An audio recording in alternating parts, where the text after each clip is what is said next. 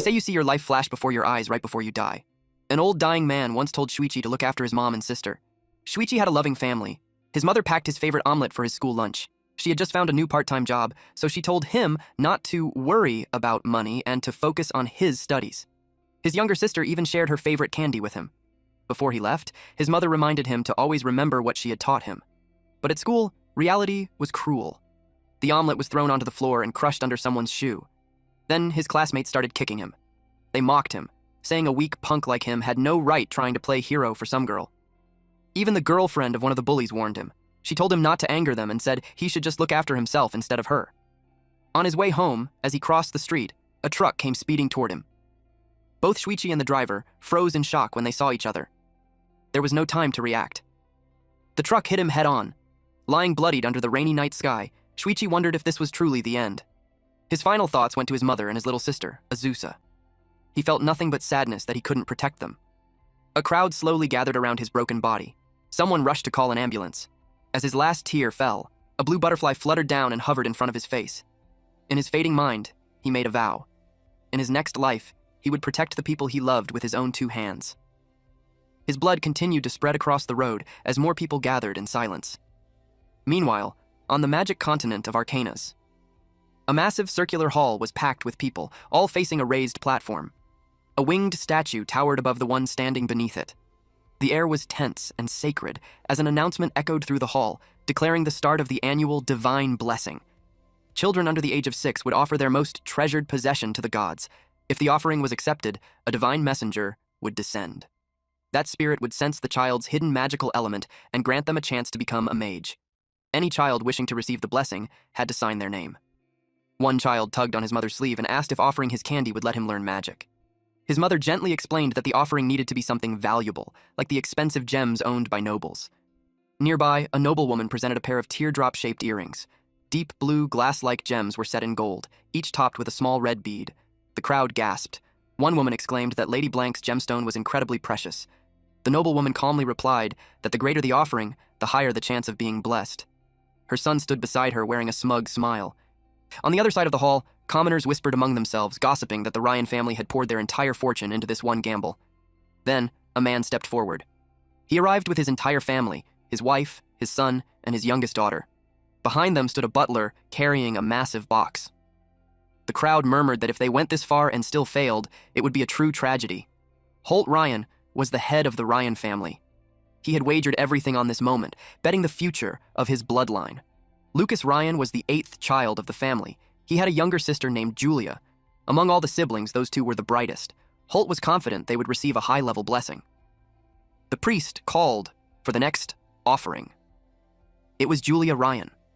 She gently placed a crown onto the table. A magic circle instantly formed. It radiated overwhelming power. She received the blessing of Kahai, the god of thunder. And it was level 7. It had been 12 years since a blessing this high had appeared. It was an unbelievable talent. Holt declared that their family had been chosen by the gods. The light from the magic circle slowly faded. Julia herself didn't even understand what had just happened. Her offering was the Thunder Track crown. Some people whispered that the result didn't seem valuable enough to justify the Ryan family sacrificing their entire fortune. Then, they remembered there was still one more child. Many believed it would be him who offered the true legendary treasure. Holt gently straightened Lucas's tie. He was next. Deep down, Holt placed even higher expectations on him. The butler handed Lucas the offering. The moment it appeared, everyone felt a chilling demonic aura. They immediately realized what it was. The progenitor of magic, Vulcanus, the god of fire. Julia cheered for her big brother. Lucas smiled and gave her a thumbs up. Even the priest was shaken. He couldn't believe someone would offer something so terrifyingly valuable. He could tell the head of the Ryan family was betting everything he owned on this one child. Lucas placed the sword onto the table. The sky suddenly changed.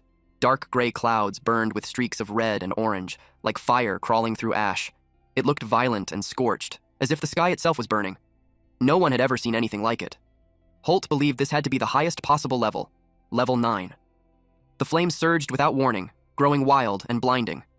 Around Lucas, fire spun into a violent whirlwind. Lucas could barely keep his eyes open. He froze when the sword suddenly appeared in front of him. Then he noticed a tiny flame resting on the back of his hand. In the next instant, it exploded across his arm. His body convulsed as if something detonated inside him. Agony tore a scream from his throat as the flames crushed and burned him at the same time. Above him, a blazing sword took shape, its blade flowing with molten fire. The sword slowly burned away.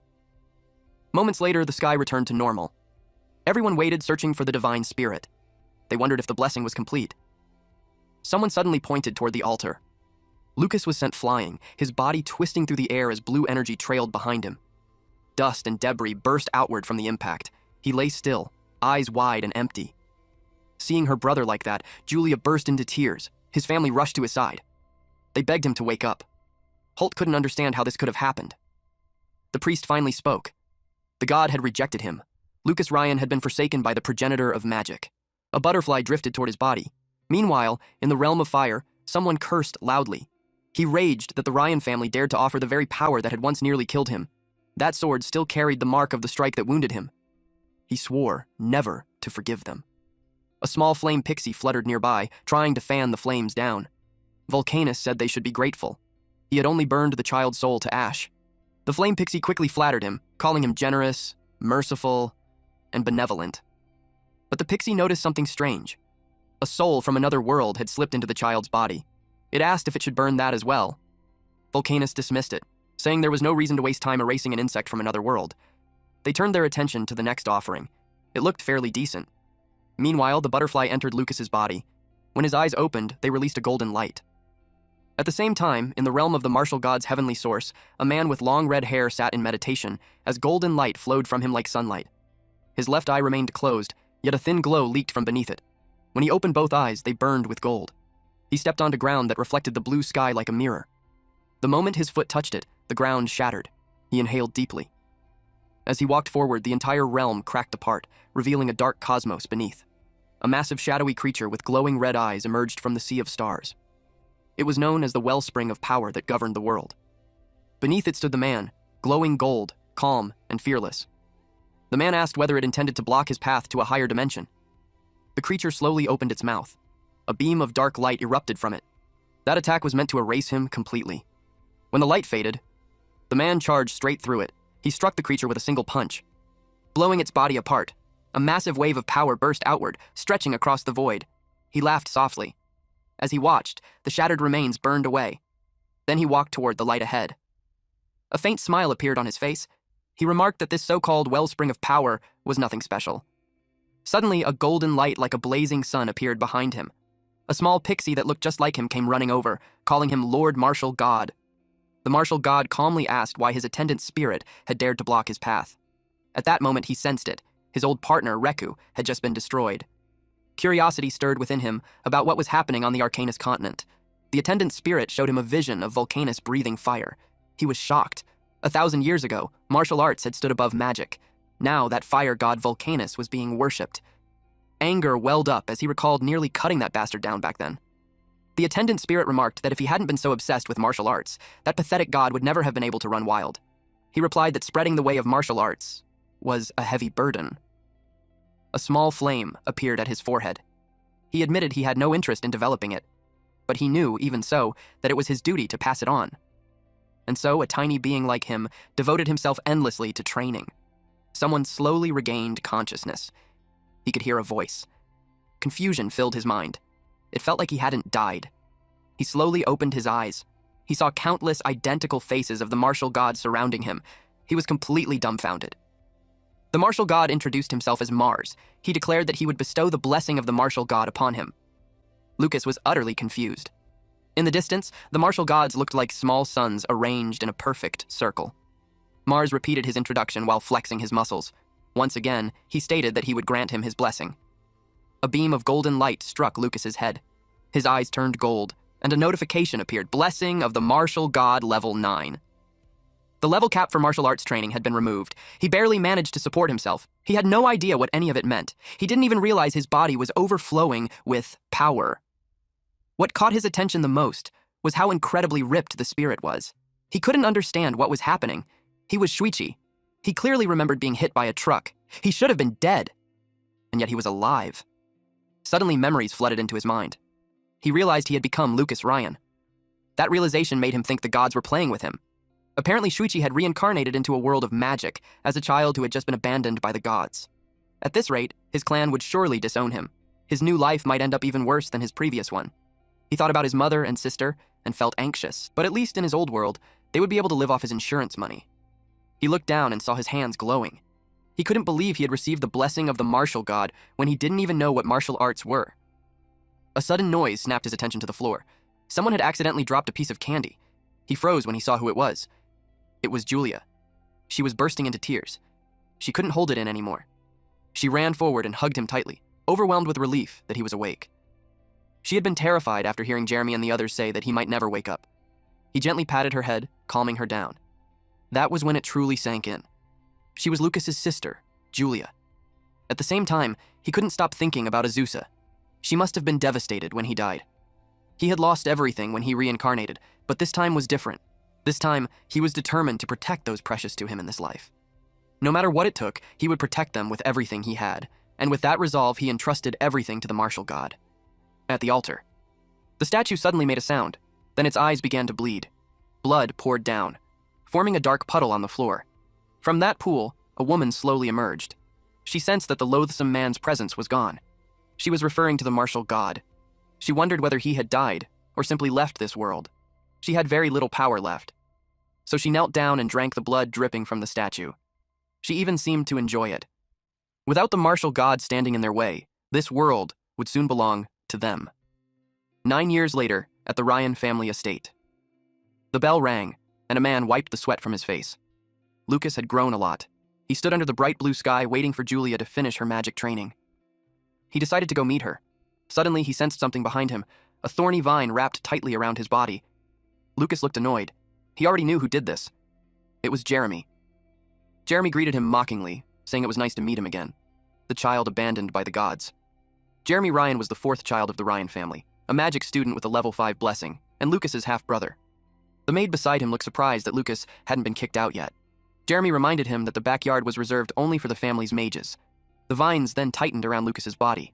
He threatened that Lucas might finally learn his lesson after a few broken ribs. Lucas simply yawned. He calmly said that his sister was just finishing her magic practice and would be back any second. Lucas then glared at him and warned that if he didn't want to get fried by lightning, he should let go now. Both Jeremy and the maid stiffened in fear. Still, Jeremy forced himself to act tough, mocking Lucas for hiding behind his sister. He claimed he wasn't afraid of lightning. Right on cue, lightning struck him. Jeremy was instantly scorched. The maid's face turned pale. Not long after, Lucas sensed someone behind him. It was Julia. She had unleashed the lightning using her pink staff. She warned Jeremy that if he bullied her brother again, she wouldn't go easy on him next time. She puffed her cheeks in anger. Then she told her big brother that she would remove the vines now. The vines loosened and fell to the ground. Lucas patted her head, and she smiled happily. He then asked Jeremy if he had learned his lesson and hoped he wouldn't try it again. Jeremy burned with rage. The maid hurriedly dragged him away. Lucas watched him run off just fine and commented that Julia had really gone easy on him with that last strike. Julia replied that if Lucas wanted to, he could easily beat Jeremy himself. She asked why he never fought back. Lucas reminded her that his true strength was still their little secret. And besides, he said, his little sister would protect him. He smiled faintly. It had been 9 years since Shuichi reincarnated into Lucas's body. 9 years ago, on the day he woke up, Lucas's father came to see him. Lucas was sure he would be kicked out for failing to meet expectations, but instead, Holt threw his cane aside. He rushed forward, hugged Lucas tightly, and cried. He was simply grateful that his son had woken up. That was all that mattered. Lucas nodded silently. Holt led a night order, so he was rarely home. Even so, he was a good father who genuinely cared about his children.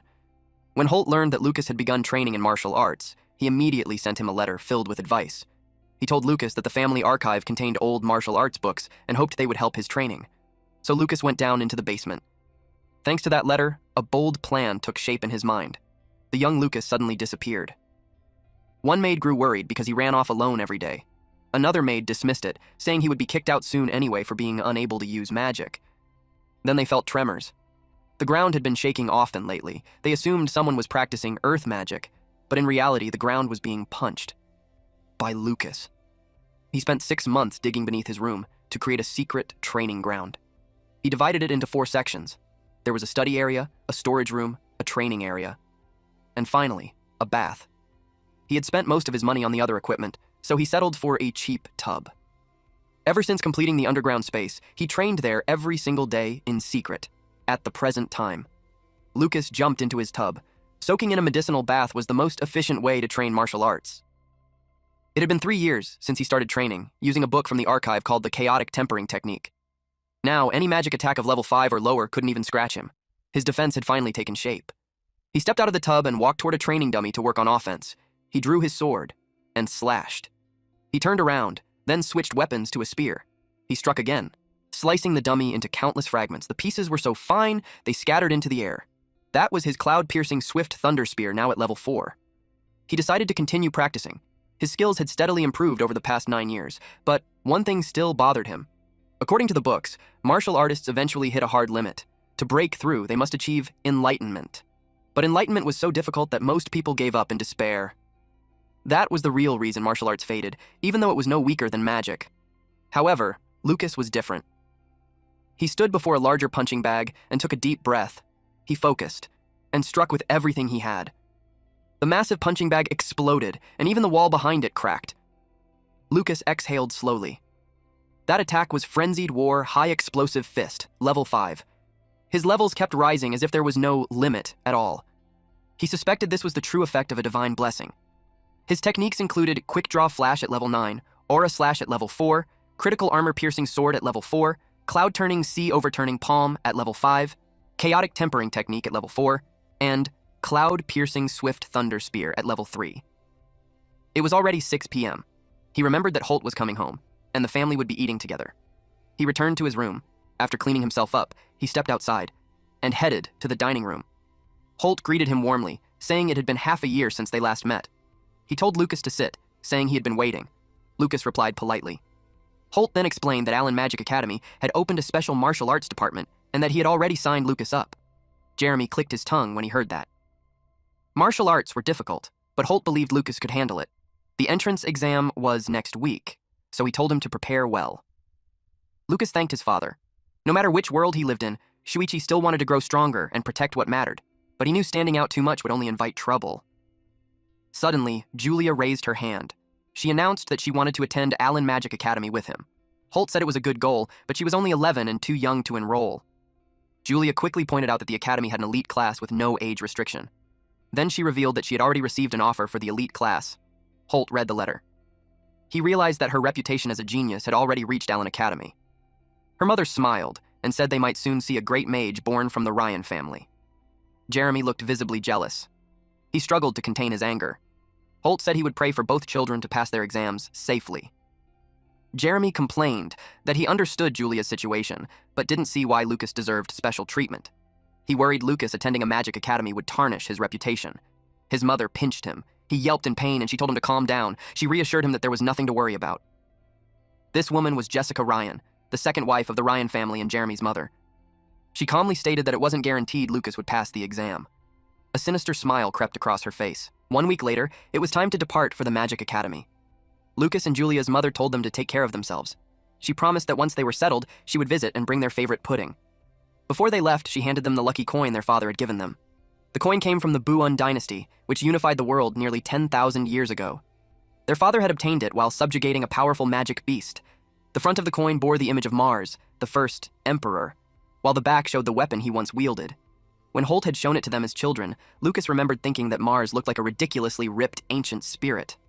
Holt had always insisted they keep the coin with them as a good luck charm. As Lucas watched his parents see them off, memories of his parents from his previous life surfaced. Having been blessed with a loving family in both lives made him feel truly fortunate. After that, they set off. A few hours later, as the sun began to sink, they decided to camp in a clearing ahead. Before darkness fell, they had already lit a bonfire. Their butler explained that if they departed early the next morning, they would reach Daku Town, where the Allen Magic Academy was located, by nightfall. Julia was confident they would arrive quickly. She asked the butler, Mr. Forden, if Daku Town had anything interesting. He told her the town was famous for its annual magic dodgeball tournament held every spring. It was also well known as a gourmet town. Lucas noticed Julia starting to drool. Suddenly, he sensed something wrong. 2 kilometers away, 12 horses and 13 people were approaching rapidly. He recalled that bandits often operated in this area. Forden confirmed it, but added that encounters were considered rare. Lucas's chaotic tempering technique gave him more than just durability and healing. It had sharpened his senses far beyond normal. He was certain he wasn't imagining things. There were only 5 of them, and one was a child. They had to be careful. He informed everyone that an unknown group was heading straight toward them at high speed and ordered them to form up. The knights stared at him in confusion. They couldn't hear a thing, not even a bird, so they had no idea what he was talking about. Forden immediately drew his sword. He scolded the knights and shouted for them to prepare their weapons at once. They could only obey. Forden didn't know how Lucas sensed the danger, but he believed it was better to be safe than sorry. The sound of galloping grew louder. The knights were stunned when they realized Lucas had been right. The bandits were thrilled to find prey. Their leader had predicted it. Right before the Allen Magic Academy exams, nobles were everywhere. They spotted Julia and laughed, saying she would fetch a high price. As for the boy beside her, Lucas, they figured certain buyers would pay well for him too. Forden asked if they understood what happened to those who dared mess with nobles. The bandits didn't care. Their leader ordered everyone killed, except for the 2 brats. They charged forward, with the knights moving in to support Forden. The bandit leader led the assault. His sword was knocked aside. A knight's lance struck him, forcing the weapon from his hand. A flash of steel followed. Forden's blade swept through the air and took the man's head clean off. Forden reassured Julia that everything was under control. Blood poured from the fallen bandits. Forden shouted for Lucas to take Julia and run. Then a horrifying scream echoed. Several knights were engulfed in flames. The attack came from a man wearing an eye patch. Forden was shocked. There was a mage among them. He immediately ordered the children to flee into the forest. In that brief distraction, he was stabbed. Blood sprayed everywhere. Lucas quickly covered Julia's eyes, panic tightening his chest as he watched Forden stagger. But our butler didn't let himself fall. Even if his body was trembling, he still wanted to hold these bandits off. The mage raged over his fallen companion and prepared to burn them all alive. Even wounded, Forden resolved to protect the young master and young lady at any cost. Lucas knew Forden was only a level 2 martial artist. There was no way he could defeat a mage. Lucas had wanted to keep his true strength hidden, but Forden had treated him with more kindness than anyone except his parents. He was family. Lucas couldn't stand by and watch his family die. Julia noticed his clenched fists. He told her to hide while he went to help Forden. She looked at him with worry, but she nodded and obeyed without hesitation. Then Lucas sprinted back toward Forden. Forden managed to take down one bandit. After that, he could barely stay on his feet. Another bandit tried to stab him from behind. Blood burst into the air. Forden turned around. The upper half of the attacker's body was gone. The remaining bandits panicked, shouting in fear and confusion. One by one, their heads exploded. It happened in rapid succession, as if invisible stones were smashing through them with terrifying force. Someone stood nearby, gripping several rocks. It was Lucas. He felt relieved. Raising Gale Strike to level 4 by knocking birds out of the sky had paid off. Dealing with level 1 bandits was effortless. The mage grew furious, scanning the scene, as headless corpses littered the ground. He refused to believe they had died instantly. He formed a massive magic circle and declared he would take the old man with him. A gigantic fireball formed. Forden didn't even have the strength to dodge. Still, he felt thankful. Whoever intervened had saved the children. That alone was enough. Then, to his shock, Lucas stepped in front of him. Lucas punched straight into the fireball, dispersing the flames in an instant. Forden froze. He stared at the young master in disbelief. The mage was equally stunned. His spell had been completely erased. Even so, the mage sneered and prepared another spell, Ice Snake. Lucas rushed forward and calmly declared that this would be the man's end. Lucas's punch detonated in a blinding flash as it smashed into the mage. The impact was so violent it felt as if the air itself shattered. The mage's body exploded and vanished, reduced to nothing but mist. Nothing remained to fall. Forden stood there in shock, unable to speak. A child killing a high-level mage so easily was beyond reason. Lucas simply said it seemed he had some talent for martial arts. Overwhelmed with relief, Forden broke down in tears. Then an ominous presence washed over them. Something behind Forden began to move. Flesh twisted and reshaped itself, forming a grotesque monster with a ripped, sinewy body and jagged bone-like spikes tearing through its skin. Its skull-like face held hollow black sockets and a single glowing purple eye, radiating a brutal, nightmarish aura. The bizarre creature finally spoke. It kept repeating one word. Die. Die. Die. Lucas froze for a second. He didn't want Julia to see something that horrifying, so he knew he had to end this fast. The moment it swung its blade-like hands, Lucas sprang upward and cleared its reach. He dropped down and slammed a punch into its head. Then Lucas stiffened. A purple light flashed. Then chains burst out from the creature's body. The chains latched onto the corpses, and the monster dragged them in and ate them. Lucas stared, shaken, and demanded to know what that thing even was. A triangle mark appeared in its eyes. Lucas's stomach sank. That mark, It had to be the one controlling the dead. It swallowed the corpses completely. Then it lowered its stance, ready to attack again. His normal hits weren't working, so Lucas decided to use something else. The creature's body twisted, multiple hands surfaced from its torso, and it sprinted at him. Lucas rushed forward too, fists glowing with golden light, clearly about to drive a brutal punch straight through it. He activated Explosive Aura Palm. A blinding golden surge erupted from Lucas, a straight blast that ripped across the ground. For a second, the monster was nothing but a dark silhouette, drowned inside the light. Its body started to break apart. Piece by piece, it disintegrated under the warm glow, until there was nothing left but ash. When it was over, Lucas dropped onto the grass. He exhaled hard. Then Julia called his name. She ran to him and threw her arms around him. She told him he was amazing for beating all the bad guys. Forden just stood there, completely dumbfounded by what he had seen. Then Lucas heard something nearby. A horse let out a loud, panicked sound. It was pulling a cart, carrying a woman who was tied up with her mouth covered. Lucas went rigid the moment he saw her. Meanwhile, deep inside a dark territory, corpses hung upside down like decorations. The woman who had emerged from the statue earlier was bathing in blood, drinking it like water. She learned that number 44 had been eliminated. Her eyes narrowed, wondering who could have done it, but she didn't dwell on it. Restoring her power mattered more than anything else. Back with our MC. Under the night sky, Julia learned the woman's name was Maya Rasta. Fordon frowned. He felt like he'd heard that name before. Julia felt the same way. Lucas explained it. The Rasta family and the Ryan family were both noble houses that lived near Daku town. Julia asked Maya how she ended up getting attacked by bandits. Maya's eyes turned teary. Then she explained that a few hours ago, bandits suddenly appeared and attacked their carriage. Her guards were killed one after another. Her attendant maid was brutally murdered while trying to shield her. It didn't matter how many times Maya shouted that she was a noble. The bandits stared at her like she was prey. She revealed their real goal, to kidnap noble children. Julia hugged her and told her it was okay now because the bandits were all dead. Lucas couldn't even find words. Later that night, Forden told him that Maya and Julia had already gone to rest. Then he asked Lucas what he thought about what Maya said earlier. Lucas said it sounded like those bandits were professionals. Forden agreed and said they were probably experienced, targeting noble sons and daughters for a long time. Lucas kept thinking about it. Bandits who could use magic, and that bizarre power that could control the dead. Then Forden suddenly had a realization. He said it felt like a demon was pulling the strings. He promised Lucas he would report everything to the master immediately, so Lucas didn't have to worry. And if they reported Maya's kidnapping to the Rasta family, they could also secure their cooperation. Lucas liked that plan. Then he told Forden he had a suggestion too, something to avoid even more trouble. The next day, near the border region of the Carmina Empire, they reached Daku town. Inside the carriage, someone announced they were canceling the plan to stop and sightsee. Julia immediately looked upset, but Lucas explained why. Some of those bandits from yesterday could still be in town. For safety, it was better to head straight to the Magic Academy. Lucas told her to understand. It was for their safety. Maya agreed, but Julia looked like she was about to cry. So Lucas quickly came up with a compromise. He knew she wanted to visit the gourmet street, so he promised to buy whatever she wanted when they passed by. Julia perked up instantly. Maya noticed it too. Those two clearly got along well. Then Forden informed them they had entered the town. He suggested they open the window and take a look outside. They did, and they were stunned.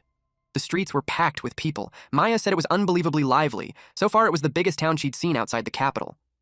Lucas smiled too. He admitted it was impressive. The vibe even reminded him of the city he lived in during his past life. Then a clown suddenly popped up near their window and offered them a creepy-looking plant. It scared both girls. Right after that, they passed a pastry shop, and Julia pouted the moment she saw it. So Lucas bought snacks and small gifts for her. She even shared a donut with Maya. Lucas felt genuinely happy seeing her happy. Eventually, the carriage came to a stop. That was as far as it could go. Lucas told Forden not to worry. He would protect Julia. Julia puffed up and said she'd protect her big brother instead. Lucas played along and said he'd be counting on her, the genius mage. Julia giggled at that. Forden watched the exchange with teary eyes. Maya overheard it too, and she found Lucas interesting. Not many people would let their little sister protect them like that. They headed inside. Maya could tell both of them were kind. She was glad she met them, and when she looked at Lucas, her heart quietly skipped a beat. Also, last night in the woods, Forden finally remembered something important. He told Lucas that Maya was once his fiancée. When they were kids, the two of them were close, really close, and genuinely happy. But everything changed after the priest performed the judgment demon. Lucas was cast aside.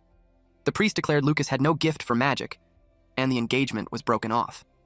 Allen Magic Academy, located south of Daku Town, was one of the 3 most famous schools in the Carmina Empire. Every freshman had to take an exam 1 year after enrolling. Based on the results, they'd be sorted into special departments depending on their aptitude: earth, fire, wind, and water. If a student survived all 6 years and graduated, they'd earn official qualifications as a mage. Of course, there were exceptions for geniuses. Any student who passed the mage certification exam while studying there could graduate early without completing all 6 years. Lucas explained all of this to Julia as they walked through the plaza. He noticed her face right away. She was pouting because she wanted to take the entrance exam together with Maya. But Maya had already taken her exam first thing in the morning, escorted by her family. Now that she was back with them, she shouldn't be in danger anymore. Lucas cheered Julia up. He told her that if they both passed, they'd be classmates, and they could see Maya every day. So he urged her to focus on her own entrance exam first. Julia finally calmed down, and Lucas asked where the registration area was. As they walked, Julia drew attention everywhere. People whispered because she was cute, and they guessed she was around 12. Some of them also noticed Lucas and stared a little too long. Others looked jealous that he had such a cute little sister. Then someone suddenly called out to Julia. It was Mina, the vice president of the Allen Magic Academy Student Council. Mina smirked and asked if Julia had snuck in just to follow her big brother. Julia shook her head and said she was there to take the entrance exam with her brother. Mina froze. Then she remembered something. There was a girl an elite class had personally sent an offer to. That memory made her smile. She asked, "Are you Julia Ryan, from the Ryan family?" Julia blinked, confused. She asked how Mina knew her name. Mina didn't answer. She just said, "I'll tell you later." Then she immediately escorted her toward the registration area. Lucas followed behind them, starting to feel like he was invisible. Julia told Mina to wait, because her brother had to register too. Mina flinched like she totally forgot Lucas existed, but she quickly recovered and said she already knew. Lucas was applying for the martial arts department. The moment people heard that, the area erupted. They couldn't believe someone still trained in martial arts, let alone someone who came to Allen Magic Academy for it. To them, it sounded like a joke. They laughed. They looked down on him. One of them even muttered that a martial artist was only slightly more useful than a magic beast. Lucas saw the contempt in their eyes and understood something immediately. Even inside the academy, it was the same. Mages truly believed they were nobler than martial artists.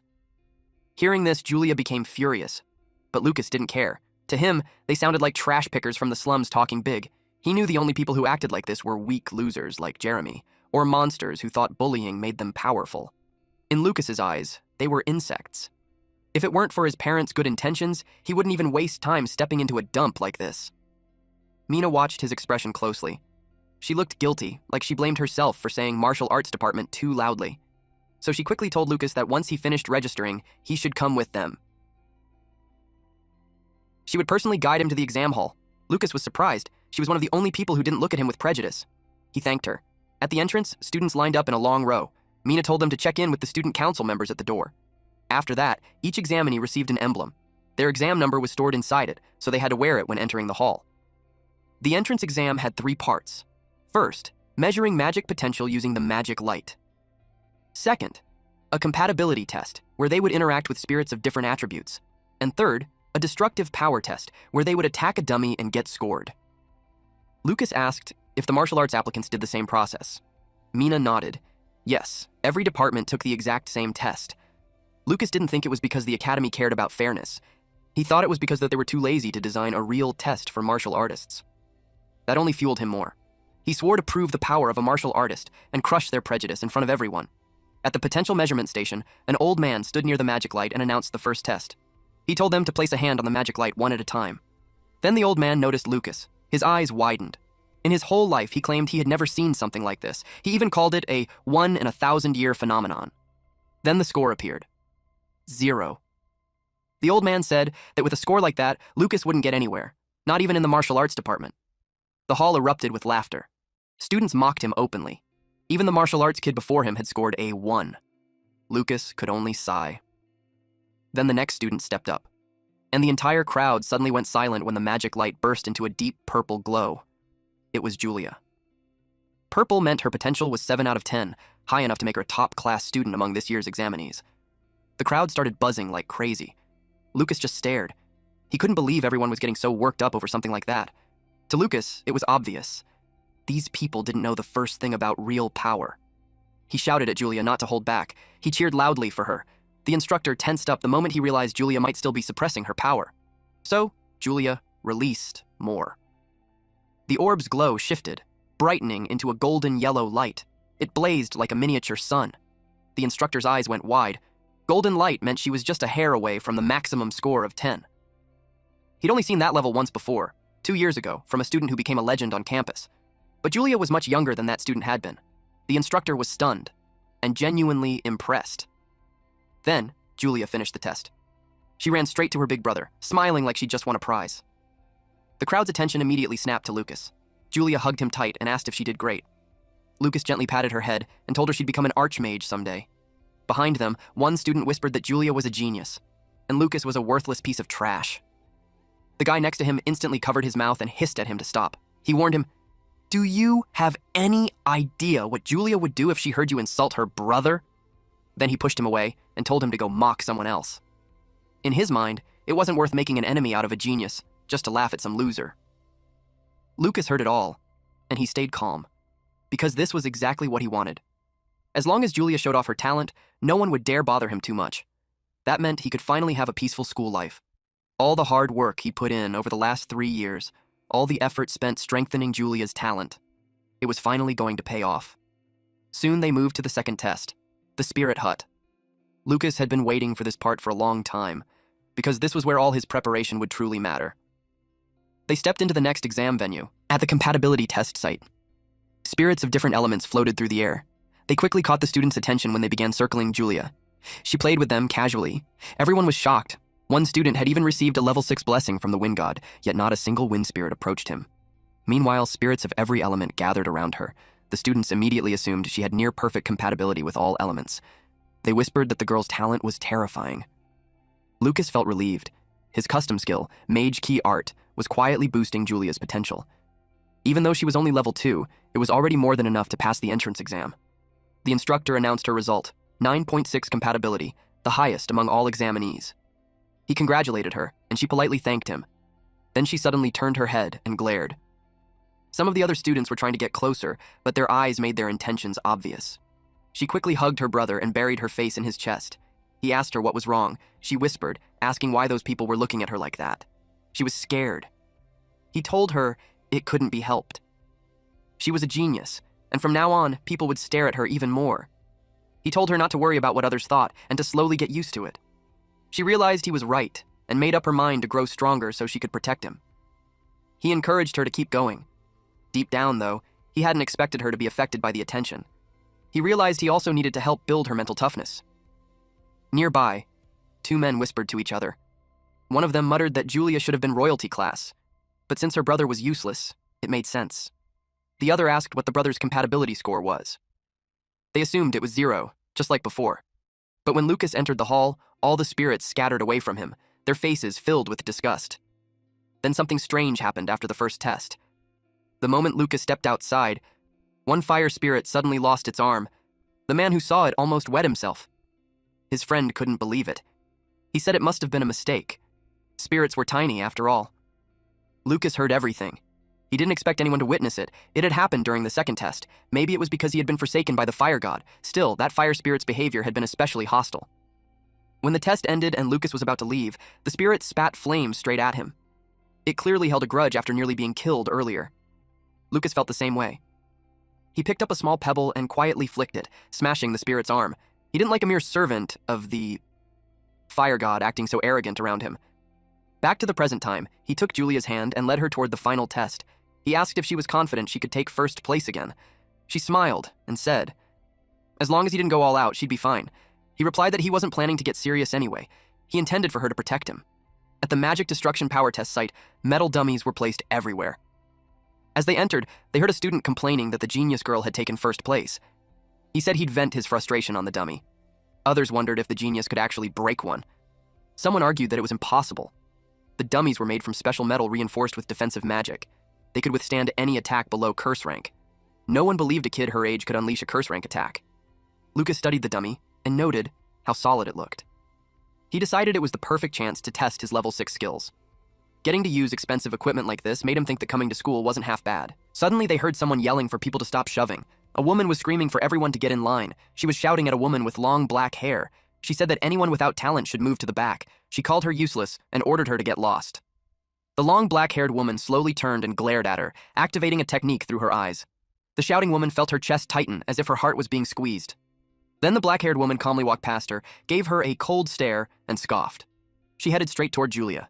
She looked down at her and asked if she was the one who scored 9.6 on the compatibility test. Her presence was overwhelming. Julia got scared. She hid behind her brother. She tugged his sleeve and whispered that the woman was scary. Lucas asked who she was. She introduced herself as Iwa Miranda, the granddaughter of Duke Miranda. The Miranda family was one of the 3 great families of the Northern Empire, a clan that had once produced a legendary mage. Lucas's mother, Catherine, came from the Miranda family. That meant the girl was the daughter of his mother's younger brother, Sayan Miranda. Lucas asked how old she was now. She said she was 15 and glared at him. He casually told her to stop glaring since they were cousins. That only made her angrier. She had never heard of having a cousin like him and thought he was mocking her. So she decided to humiliate him in front of everyone. A star-shaped light appeared in her eyes as she targeted both of them, sending a telepathic command for them to strip and embarrass themselves. Lucas simply smiled. Julia didn't react at all. To them, she looked no different from an angry black cat. Lucas laughed and scolded her for using mental magic on a relative she had just met. It made him wonder what kind of education the Miranda family gave their children. She froze. The spell hadn't worked at all, even though it was her strongest magic. In Lucas's mind, it was ridiculous that she thought such flimsy mental magic could control a martial artist with an unshakable will. The instructor called out for Lucas to get ready. It was his turn. Before he left, Iwa shouted at Julia. She warned her not to get too proud, saying she would be the one to take first place in this test. Lucas glanced at the scoreboard. Iwa was ranked second, while Julia held first place. She was clearly declaring war. For the sake of his peaceful life, he wasn't going to let anyone take Julia's spot. He casually handed Julia a candy. She happily ate it before even asking what it was. The moment she tasted it, her soul nearly left her body. She accused him of lying when she realized it wasn't candy at all, but an extremely bitter medicine. He apologized and explained that it was a special magic potion made from rare ingredients. She would feel its effects soon. Lucas was called to enter. He promised to improve the taste next time before walking away. Julia cried after him, saying he'd said that before and she didn't believe him anymore. Lucas stepped onto the arena and walked toward the instructor and the metal dummy. He was told to attack the dummy with all his power so they could evaluate his destructive ability and give him a final grade. When he was told to begin, he calmly said that he couldn't use magic. The instructor looked confused. Lucas smiled and asked if he could just punch it instead. The other students laughed at Lucas for taking the destruction test by simply punching the dummy. They thought it was barbaric. But that wasn't surprising since they believed all martial artists were just brainless brutes. They expected him to end up with a broken hand. Julia shot them a sharp glare. Their voices immediately dropped. They had forgotten that the genius sister was standing right there. She pouted. If her brother hadn't told her to behave at school, she would have kicked their asses herself. Iwa asked if Julia's brother really couldn't use magic. Her mental magic hadn't worked on him at all, so she found it hard to believe he was completely magicless. Julia replied that her brother definitely couldn't use magic, but he was still an amazing person. No one in the world had the right to make fun of him. Iwa thought there was a limit to how strong a martial artist could be. She suspected Julia was just being fooled by her brother. Suddenly, an explosion echoed through the arena. It startled her. Everyone froze, confused about what had just happened. 2 minutes earlier, Lucas asked if a single hit would be enough. The instructor replied that they didn't care how he attacked. Lucas nodded and prepared himself. Martial arts skills grew exponentially every 3 levels. His strongest skill, Flash, had received a huge speed boost at level 3. Now that it was level 6, he expected its power to be on an entirely different level. He planted his foot and charged forward. Power surged around his fist. He aimed straight for the metal dummy's head. The dummy was blasted away on impact. It rolled across the ground before crashing to a stop. It had flown an incredible distance. When the dust settled, a massive hole could be seen punched straight through its chest. All of that from a single punch. Iwa felt her heart tighten. She muttered that his speed rivaled high-level wind magic. The dummy glowed gold, meaning the attack had reached curse rank power. The students who had mocked him earlier were completely stunned. They had assumed he was just another useless martial artist. Iwa realized she might be the only one who truly noticed Lucas's strength. From his actions, she could tell he was deliberately hiding it. That realization made her uneasy. The instructor told Lucas he was lucky. It was the first time a dummy had been destroyed in over a decade. He awarded him a perfect score. Lucas thanked him and asked if he should help clean up the fallen dummy. The instructor declined, saying it was too heavy and he would move it with magic. Lucas flashed a peace sign at the camera. Julia saw it on the large screen and returned the gesture. He had avoided a 0 score and successfully hidden his real strength. All thanks to everyone underestimating him. As the exams continued, fewer and fewer students paid attention to Lucas's destructive power. However, everyone became completely captivated by Julia's true talent. She cast her spell beside another student, startling them. Lightning crackled along her staff. A massive magic circle spread across the ground as she commanded lightning to descend. A thunderous bolt struck. They immediately recognized the red lightning, second only to golden lightning in power. Now they understood why lightning magic was considered the strongest offensive element. The students were left in awe after witnessing the strength of an honor student. Many silently vowed to reach her level by the time they graduated. But they noticed that Julia was just sitting there. They wondered if her own lightning had shocked her so badly that she couldn't even stand. Julia herself was stunned. The instructor announced her score, 9.5 points, and called the next student. Then, after the exam, Julia told her brother that she had used lightning descends, and suddenly a red lightning bolt fell out of nowhere. It completely freaked her out. Before this, even at full power, she could only produce purple lightning. This time, the lightning felt far more active, almost alive. She found it strange. Lucas felt a stab of guilt. It was because of the potion he had given her, but he chose not to say anything. In their world, mages and martial artists each had their own potion-making paths. Mages brewed magic potions. Martial artists refined elixirs. Magic potions required a medium, while refined elixirs could be absorbed directly by the body. In the past, many kinds of elixirs had existed. But as martial arts declined, elixir refining became incredibly difficult. In the modern era, very few martial artists could create a mage essence elixir, the kind that boosted Julia's power. That was because elixir refining had to reach level 6. At present, there was only one other person besides Lucas who could make it. The only known level 6 martial artist, Duke Retsuzan, Minister of the Imperial Ministry of Martial Arts. Rumors said that even top-tier mages bowed before him, begging for his elixirs. If anyone discovered Lucas could make something that valuable, it would become a massive headache. He had to keep it an absolute secret. After all, his elixir refining was already at level 6. Later that day, they sat together on a bench.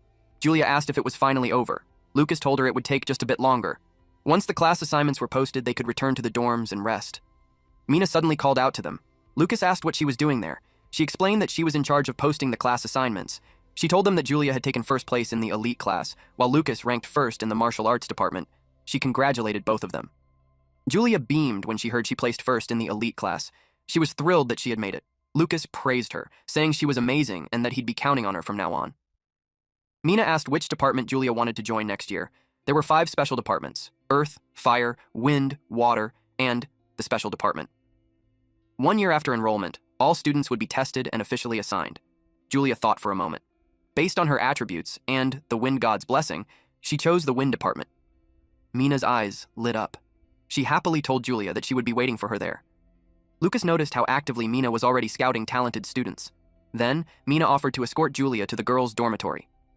Julia waved goodbye to her brother. Lucas asked Mina to take good care of his sister. After that, he headed toward the martial arts department. Students crowded around the results board. Just as expected, Julia's name was at the very top. Someone muttered that all the other freshmen that year were nothing but props, meant to make the genius look even better. It sucked to be them. Because Julia ranked first, Iowa lost. She clenched her fists and swore that one day she would take first place herself. She wanted to prove it, to Lucas, and to Julia. Back to our MC. Lucas looked disappointed. He knew the martial arts department wasn't exactly a priority, but the dorm was so run down that he wondered if anyone actually lived there. It looked like it could collapse at any moment. On the bright side, a place like this would be quiet. It was perfect for the peaceful school life he wanted. But the moment he stepped inside, a perky, silver-haired man greeted him enthusiastically. He already knew Lucas, the guy who took first place in the martial arts department. He introduced himself as Kai Taroy, a fellow student in the same department. He flashed a bright, confident smile and said it was nice to meet him. Lucas didn't reply and simply walked past him. He headed to the registration table. Kai followed closely behind and excitedly told him that punching the dummy and sending it flying had been amazing. Lucas replied calmly that he had just gotten lucky. The instructor informed Lucas that his room was on the second floor and handed him the key to room 205. Kai glanced at it and immediately said they were roommates. Lucas groaned when he saw the hallway. It was old and filthy. Kai led him to room 205. When they opened the door, 2 people were already inside. Kai froze in surprise. The 2 introduced themselves. The green-haired man was Collins, and the blonde was Sharp. From now on, they would all be roommates. Kai looked visibly disturbed. The room was absolutely filthy. He covered his nose and complained loudly, saying it was worse than a pigsty. When he spotted a spider, he shrieked and jumped back. He asked Lucas if he seriously planned to live in a place like this. In his head, Lucas noted that Kai was a germ-obsessed pretty boy. Kai suddenly pulled out a gold coin, instantly grabbing the attention of Collins and Sharp. He said he would give it to whoever cleaned the room. They stared at it in disbelief. That single coin was worth more than a month's salary. Lucas wasn't surprised. Kai was clearly the heir of one of the 3 great noble families of the imperial capital. Collins and Sharp immediately got to work cleaning. Still, Lucas couldn't help thinking that no one had warned him he'd be living in a dump like this. Kai tried to reassure him, saying that since this was the famous Allen Magic Academy, the living conditions would surely improve over time. Lucas nodded, trying to believe him. Kai muttered that the place felt more like a jail cell. Another spider crawled out. Kai instantly hid behind Lucas. Lucas warned him that if he kept talking like that, the student council might drag him away. Eventually, the cleaning was finished. Kai praised Collins and Sharp for their hard work. The room was simple, but now it was spotless. Kai handed out the rewards. He declared that from now on, as roommates, he would protect them. Each of them received a gold coin, even Lucas. Lucas smiled. Despite Kai's arrogant personality, he couldn't bring himself to dislike him. He was generous, almost like the Benzaiten of the Arcanus continent. The dorm supervisor arrived and handed them their uniforms. The entrance ceremony was about to begin in the main hall, so they were told to change quickly and head over. Kai was horrified by the tattered uniforms. He shouted that wearing something like that would make him look like a homeless bum. Deep down, Collins and Sharp thought they weren't that bad. Lucas told Kai that everything would be explained during the ceremony. He had also heard that the academy used a reward-based system. If students earned enough merit, they could request better treatment. Even improved uniforms. That was enough to convince Kai to put it on. He urged everyone to hurry to the hall. Lucas quietly noted how gullible he was. At the hall, they entered wearing their worn-out uniforms. Lucas scanned the room, and something immediately caught his attention. The hall was already filled with students. Collins commented on how grand and beautiful it looked. Kai scoffed, saying it was nothing compared to his own home.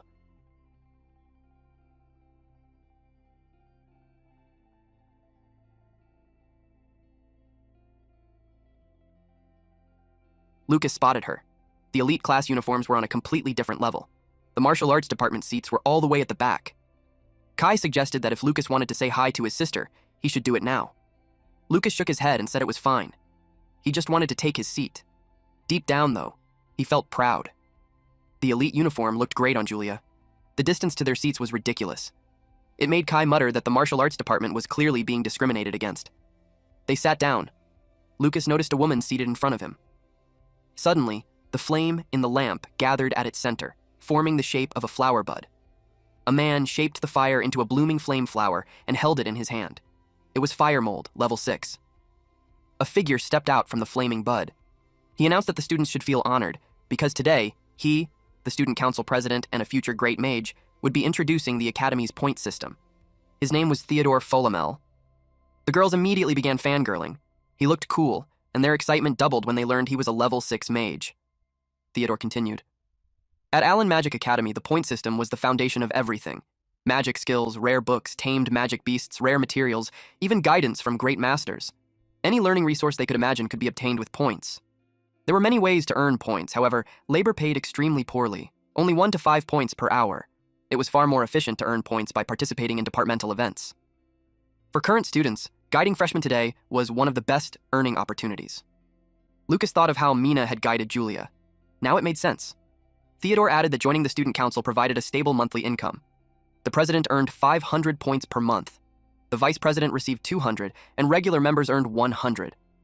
Finally, he mentioned a high-risk task: monster hunting. Behind the academy lay the Magic Beast Mountain Range, notorious for being infested with dangerous creatures. Students could hunt magic beasts and exchange the materials for points. That immediately caught Lucas's attention. To him, it sounded like a training ground made specifically for him. A few hours later, Kai was sleeping soundly. An incense burned quietly beside his bed. Lucas slipped out of the room. Thanks to the tranquil incense, his roommates were completely knocked out. Finally, he could head to the Magic Beast Mountain Range. The martial arts department building sat at the very back of the academy, which meant the Magic Beast Mountain Range was right beyond the wall. He jumped over it, then crossed several rooftops. He moved closer to the outer boundary. Eventually, he slipped out and headed deep into the forest. The first monster rushed him. It was a purple frog with a horn on its head and 3 spikes on its back. Lucas leaped over it. The monster panicked when Lucas grabbed its horn. He slammed it into the ground, causing a violent explosion. Just like that, the monster was defeated. The poor creature lay there pitifully, its horn torn off. It was a giant, black-horned frog. Its horn was poisonous and commonly used for brewing magic potions. Lucas kept it. It would be worth a decent amount of points. He had heard that Allen Magic Academy housed legendary martial arts manuals in its archives. He needed to stockpile points if he wanted to get his hands on the skill rumored to have been used by the martial god himself. Time was limited, so he started by locating nearby monsters. He activated a skill in his eyes. Golden ripples spread through the forest. He detected a level 1 shellmouth. He knocked it out cold with a clean hand chop. Next came a level 2 two-eyed bat. After that, a level 3 magic-crested panther. The forest was in chaos. Lucas was satisfied with the haul. He collected valuable materials for elixir refining and plenty of items he could exchange for points. Still, something felt off. The forest was too quiet. There were barely any signs of other magic beasts. That meant only one thing. A powerful monster was nearby. He focused his senses. Something sinister lurked inside a cave, a ferocious presence heavy with hunger. Lucas smiled. He was glad he found it. It was about a kilometer away, and it had noticed him too. He left his collected materials outside the cave. Then he stepped inside. Waiting for him was a level 6 Icefire wolf. Once he realized it was a wolf-type beast, everything made sense. Territorial creatures like this always ruled their domain. Instead of getting scared, our boy even smiled. And with enthusiasm, he clenched his fist. He looked forward to their dance. Out of nowhere, Lucas charged. The wolf released an icy breath to keep him at bay. Ice coated Lucas's fist. The Icefire wolf grew confident, but his punch still landed. Blood spilled from its mouth. Its body slammed into the cave floor. Lucas knew that if he had trained a bit more, he could have blown its leg clean off. He shook the ice from his fist and beckoned the beast to stand again. He knew it wasn't finished yet. The Icefire wolf coughed up blood. Fire gathered inside its mouth. Then it unleashed a massive blast. Flames filled the cave. Everything erupted. The wolf let out a furious howl. It never noticed Lucas slipping behind it. And when it finally did, it was already too late. Lucas pulled back his fist, ready to deliver a devastating punch. He struck the Icefire wolf square in the chest. The impact made it vomit a mouthful of blood. Its body was blasted straight into the cave wall. It rolled across the ground before crashing to a stop. Lucas realized that the beast could freely control 2 opposing elements, fire and ice. The wolf was still conscious, but it no longer had the strength to stand. Terror filled its eyes as it watched Lucas walk toward it. Lucas calmly remarked that it was a rare magic beast. The Icefire wolf looked even more terrified. It exhaled a mix of ice and fire, the intensity rising as it tried to stop Lucas from getting closer. The clash of elements created thick steam. Lucas swung his arm, and the steam scattered. The Icefire wolf forced itself up. Then it ran. Lucas wasn't about to let it escape. He caught up and grabbed its tail, then smashed it straight into the ground. Fighting a massive magic beast like this felt good. Lucas figured it would be worth a huge amount of points. To his surprise, the wolf suddenly twisted and hurled him into the wall. Lucas landed safely. The Icefire wolf followed up with a blast of fire. Our MC dodged by, leaping onto the ceiling. Another wave of fireballs came flying. He pushed through the flames and charged. His punch slammed the Icefire wolf into the ground. Lucas threw another punch. This time, the impact exploded into a blinding flash of light. The ground split apart as the shockwave ripped through the cave. The Icefire wolf wondered if this was the end. Forced into a corner, it used its last resort. Its red paws suddenly swelled in size. Lucas barely jumped away in time. Then it released 2 glowing orbs, one of ice, one of fire. It pushed them toward our MC. He wondered if it was the beast core. In this world, some magic beasts were born with a beast core inside their bodies. It was an extremely rare material that contained all of the beast's power. If even a single drop of human blood touched the core, the magic beast would become that person's tamed beast. Lucas asked if it wanted to become his tamed beast. The Icefire wolf let out a weak whine. Its body language showed complete surrender. Our MC, of course, accepted. This was far beyond what he expected. Even powerful mages rarely possessed a level 6 tamed beast. He judged that the wolf wasn't very intelligent. Truly powerful magic beasts were proud and would never submit to a human so easily. He cut his finger and let a drop of blood fall onto the core. Then he returned it to the beast. The Icefire wolf swallowed it and softly called him Master. Our MC froze in shock. He tried to look around, wondering where the voice was coming from. The beast told him it was the one speaking. Lucas couldn't believe he could actually understand it. He named the Icefire Wolf Ool. Lucas wondered if that meant Ool's territory now belonged to him as well. He also grew curious about what kind of loot Ool had gathered from its hunts. Ool seemed to understand. It gently booped Lucas on the cheek and led him deeper into the cave. Lucas liked how intelligent it was. They went farther inside. Bats hung upside down from the ceiling. A foul smell filled the air. Lucas spotted a full pelt from a level 6 magic beast, bones from an iron arm monkey, and piles of gemstones. His mouth watered at the sight of the treasure trove. He started inspecting everything, but Ool told him it wasn't its treasure. It pointed at a large slab of meat nearby. Lucas barely paid attention. His eyes were locked on the beast cores scattered around. Most were level 3 or higher, and there were even 2 level 6 cores. Ool explained that it had already eaten all the water and fire attribute beast cores. To level up, a magic beast had to consume beast cores at or above its own level. That meant Ool had defeated at least 2 opponents as strong as himself. Lucas rewarded Ool for a job well done. Ool loved it. The smell alone made it happy. Its wounds slowly began to heal. Lucas explained that it was a healing potion that worked on magic beasts as well. He told Ool to recover and guard the treasure. Ool was thrilled to receive its first mission. It proudly told him he could trust it. That took care of his next objective. Our MC simply smiled. The next morning, at the classroom building, everyone was finding their seats. Lucas was still sleepy after pulling an all-nighter. Thanks to the sleeping incense, he didn't feel exhausted. He tried to count the treasure he had gained, but Ool kept distracting him. Then the bell rang. A few minutes passed. The students began wondering where the teacher was. They had expected the instructor to be waiting for the first class, but the room remained empty. Kai muttered that maybe the academy had forgotten to assign a teacher to the martial arts department. Our MC said that was impossible. Footsteps soon approached. Someone staggered in and tossed an empty liquor bottle onto the floor, complaining that he had drunk too much. The door creaked open. The students froze. A sloppy, unfocused man stood there. He introduced himself as Shigart, the person in charge of the martial arts department. He announced that class was about to start. Our MC was definitely not pleased. Shigart wrote his name on the board. He yawned as he lazily held up a book. Kai was already getting irritated. He leaned in and whispered to Lucas, asking if that sloppy man was really their homeroom teacher. He didn't look the part at all. Suddenly, something smacked Kai on the forehead. He yelped in pain, leaving the entire class confused. Lucas caught the movement. It was fast. From that alone, he guessed Shigart was at least a level 5 or even level 6 martial artist. Shigart coldly told them that from now on, no one was allowed to talk without his permission. Then he began taking attendance. He called Tishy first, then Lucas. Our MC remembered her from the entrance ceremony. While everyone else had been noisy and restless back then, she had sat quietly the entire time. That calm focus had left an impression on him. A short while later, attendance was finished. Shigart was about to start the lesson when he suddenly realized he'd forgotten the textbooks. He appointed Tishy as the class representative and told her to go to his office to fetch them. Tishy froze, then blushed. She asked if he really meant her. Shigart confirmed it without hesitation. Kai immediately protested. He said class representatives should be chosen fairly through competition.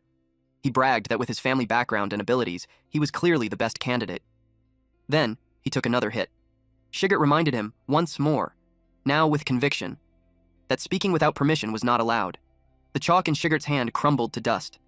Then he instructed Tishy that after handing out the textbooks, she was to lead the class in self-study.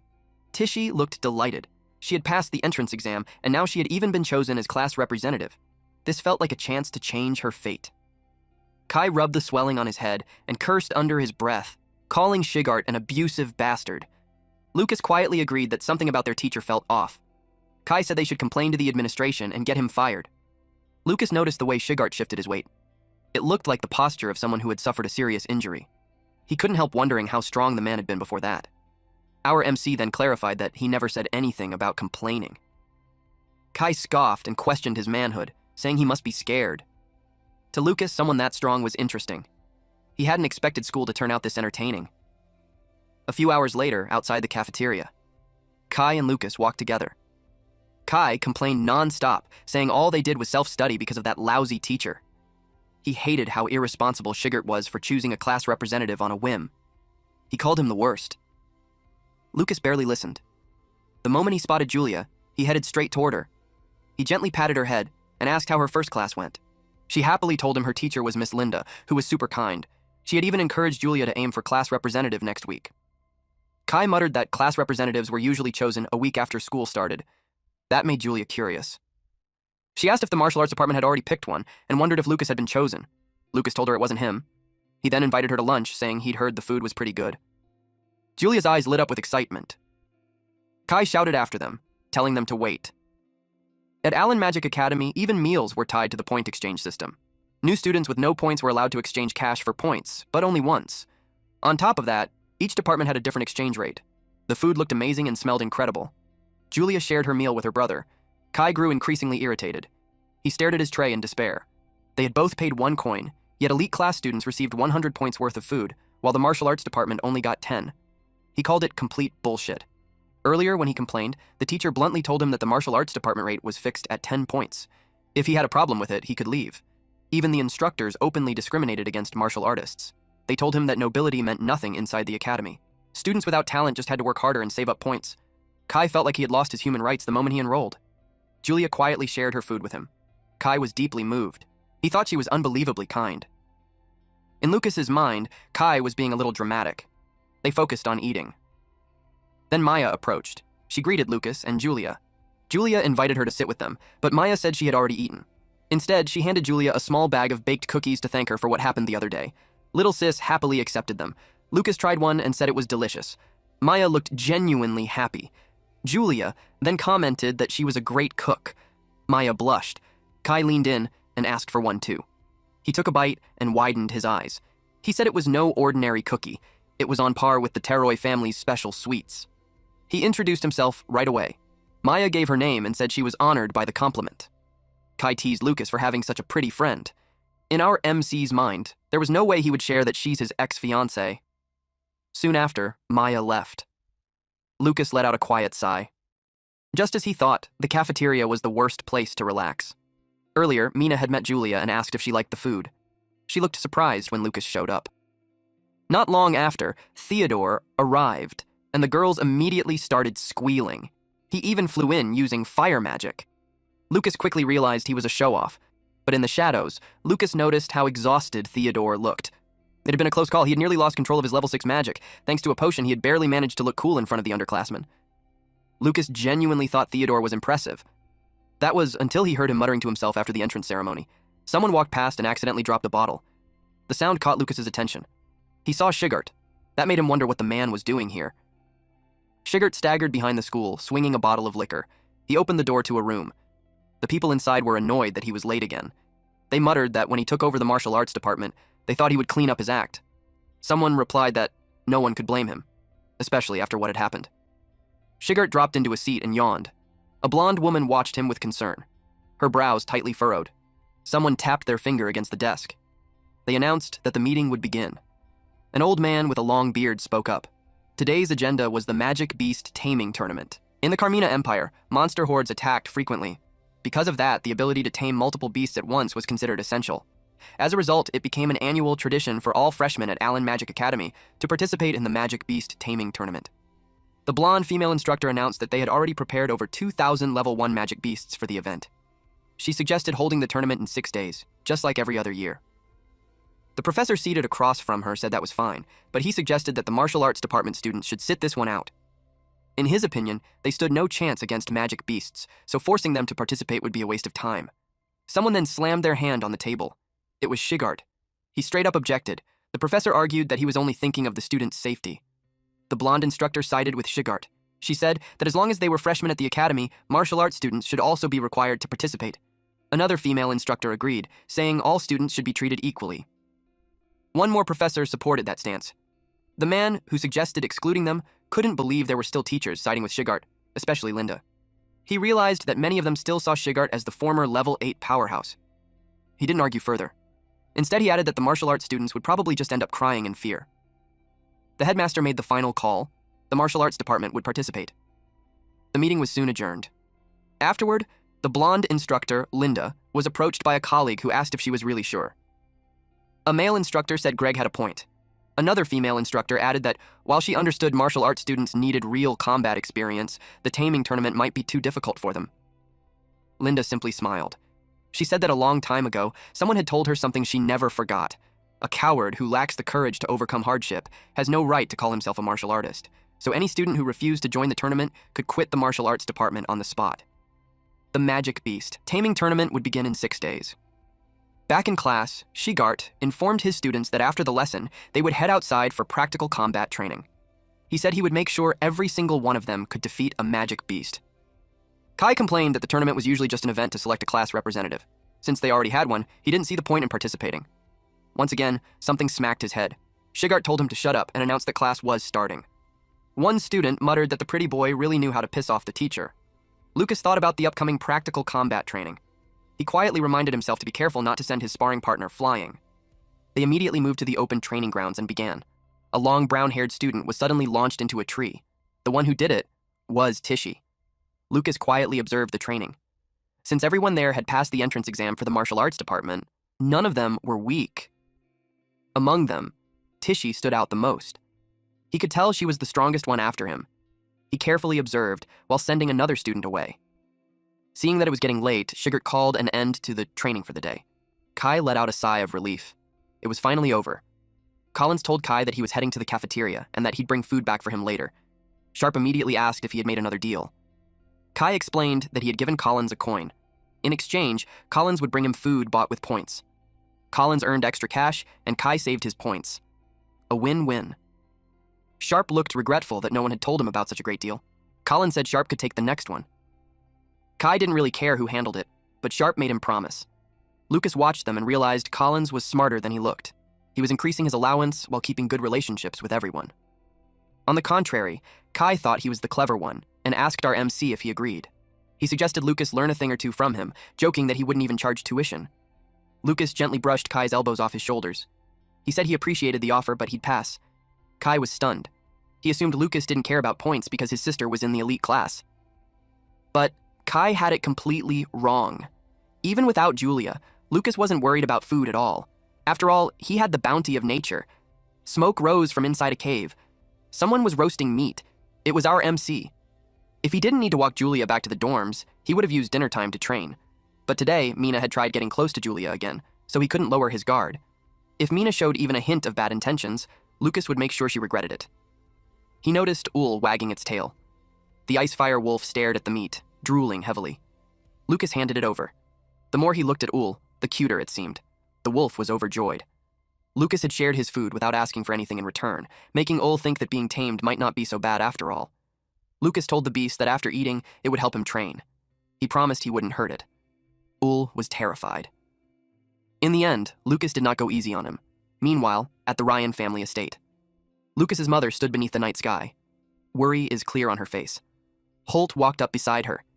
He asked if she was thinking about the children again. She admitted that she was. There was no point hiding it from him. He told her their classes had probably already begun.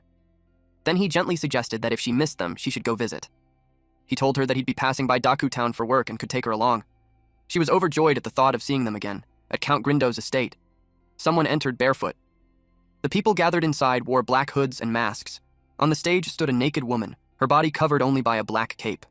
She greeted Jessica as she stepped inside. She invited her to take a seat. Jessica smiled back. She had pale yellow curls and deep blue eyes. The woman presented her newest creation, Jade Dream. The moment it was consumed, the drinker's entire body would glow. Jessica accepted the glass. She then slit her wrist. Her dripping blood was collected into wine glasses, and drank it. The woman encouraged everyone to enjoy themselves. She removed her cape. Then she announced that the game had begun. A purple triangular mark with a dragon at its center appeared on her back. Jessica watched quietly. She swirled her wine glass, mixing the blood within. Later, in a bedroom, they spoke about how an 11-year-old girl had destroyed the Black Wind group. The green-haired woman and Jessica lay naked on the bed, holding each other as they talked. The girl, they said, had inherited the talents of both the Catherine and Miranda families. The green-haired woman remarked that someone at mere level 7 should not have been able to defeat them. Jessica bit her lip until it bled, forcing herself to suppress her rage. The green-haired woman told her that her child's efforts would never bear fruit. She knew exactly what Jessica wanted. She wanted Catherine and her daughter dead so she could become the Baroness. Jessica admitted it and asked what she should do. The green-haired woman smiled. She placed a triangular mark on Jessica's body. She whispered that there was something beautiful about watching a young bud wither. The next day, Tishi informed her classmates that they would be doing more practical combat training that morning. Groans filled the room. Everyone looked exhausted, dark circles heavy under their eyes. One student complained that the pain from last night was so bad they couldn't sleep at all. Another bluntly said that Shigart was a monster. Tishi nodded. She admitted it hurt, but said it was all for the sake of getting stronger. She encouraged everyone to push through and do their best. Someone was surprised when they learned that her entire body was aching too. A few students bragged that they felt perfectly fine. They took it as proof that their bodies were tougher than everyone else's. Kai proudly claimed that was obviously the case. He boasted that he was the strongest in the class. Sharp and Collins backed him up. Lucas knew the truth. It was just the effect of the sleeping incense. Tishi noticed that the four of them looked completely fine. Their stamina was unusually high. With endurance like that, she believed they could handle even harsher training in the future. She was convinced they would grow into strong martial artists. Kai got fired up. He threw a punch. Lucas blocked it effortlessly. Kai widened his eyes when Lucas pushed him back with a single palm strike. Still, Kai managed to steady himself. Lucas rushed forward. Kai ducked just in time. Kai grinned and said he wasn't that bad. Lucas acknowledged him. Someone was watching them. Lucas felt it. A strange gaze locked onto him. Under a tree stood a thin, elderly man. Lucas wondered if he was the one staring. Kai spotted an opening and attacked. But our boy ducked again. Kai lost his balance and slammed face first into the ground. He scolded Lucas for getting distracted and demanded they keep sparring until there was a clear winner. Lucas agreed. Meanwhile, the old man walked away, laughing softly. Mina noticed him and called out, addressing him as Director Otani. She asked if he was heading back to the library and offered to escort him. He declined, saying he simply wanted to enjoy a peaceful walk. Director Otani found Lucas fascinating. He could tell the boy was hiding his true strength, and even he couldn't measure how deep it went. He made sure to remember Lucas's name. Several hours later, class finally ended. That afternoon, Shigart taught them massage techniques. He said it was important, so everyone had to learn it. He demonstrated using Collins as the model, and Collins immediately let out a loud moan of relief. The effect was shocking. The soreness in everyone's muscles disappeared almost instantly. Lucas felt relieved. Just like that, everyone forgot how only the four of them had felt perfectly fine that morning. Now he could focus on making progress at the new training ground. But first, he needed materials. The magic material shop at Allen Magic Academy was famous, one of the top shops among the Empire's 3 great academies. It stocked rare items not available to the public. It felt like a massive shopping mall, and just like everywhere else in the academy, everything was paid for with points. A high-quality training dummy alone cost 30 points. The selection was impressive, but the prices were insane. Lucas estimated that maintaining his training would cost at least 1,000 points per month. Julia earned plenty of points, but he didn't want to rely on her forever. He'd feel bad if she ended up losing her snack money. So for now, he decided to only buy magic potion ingredients for bath use. Next time, he planned to exchange the materials stored in Ol's cave for points. The shopkeeper was fast asleep, drooling onto the counter. Lucas placed a large bag on the table. The sound jolted her awake. He handed her his card. She charged him 5 points. Lucas tapped his card against the crystal. The shopkeeper noticed his uniform. It was from the martial arts department. She knew those students only received 10 points. Half his points, gone in one purchase. She confirmed the payment. Lucas thanked her. She frowned and asked if he could really use all of that. She warned him that wasting points would only lead to regret. Lucas calmly replied that he didn't think it would be enough and that he'd be back to buy more. That annoyed her. In her mind, there was no way a martial arts student without potion classes could use that much. With spending like that, she figured he had to be a noble. She muttered that this was exactly why she hated nobles. Lucas heard her. He said nothing. That night, Lucas returned to the cave. He soaked in a small tub full of potions he just bought. Just because the potion was mixed into bathwater didn't mean its effects vanished. Still, it felt like a waste to pour it all out afterward. But there was no way he'd make someone else drink his bathwater. Suddenly, something lurked behind him. It had large, sharp teeth. Lucas stepped out of the tub feeling refreshed. He planned to gather some materials and exchange them for points. He didn't want to stand out too much, so he decided to stick with common level 2 materials.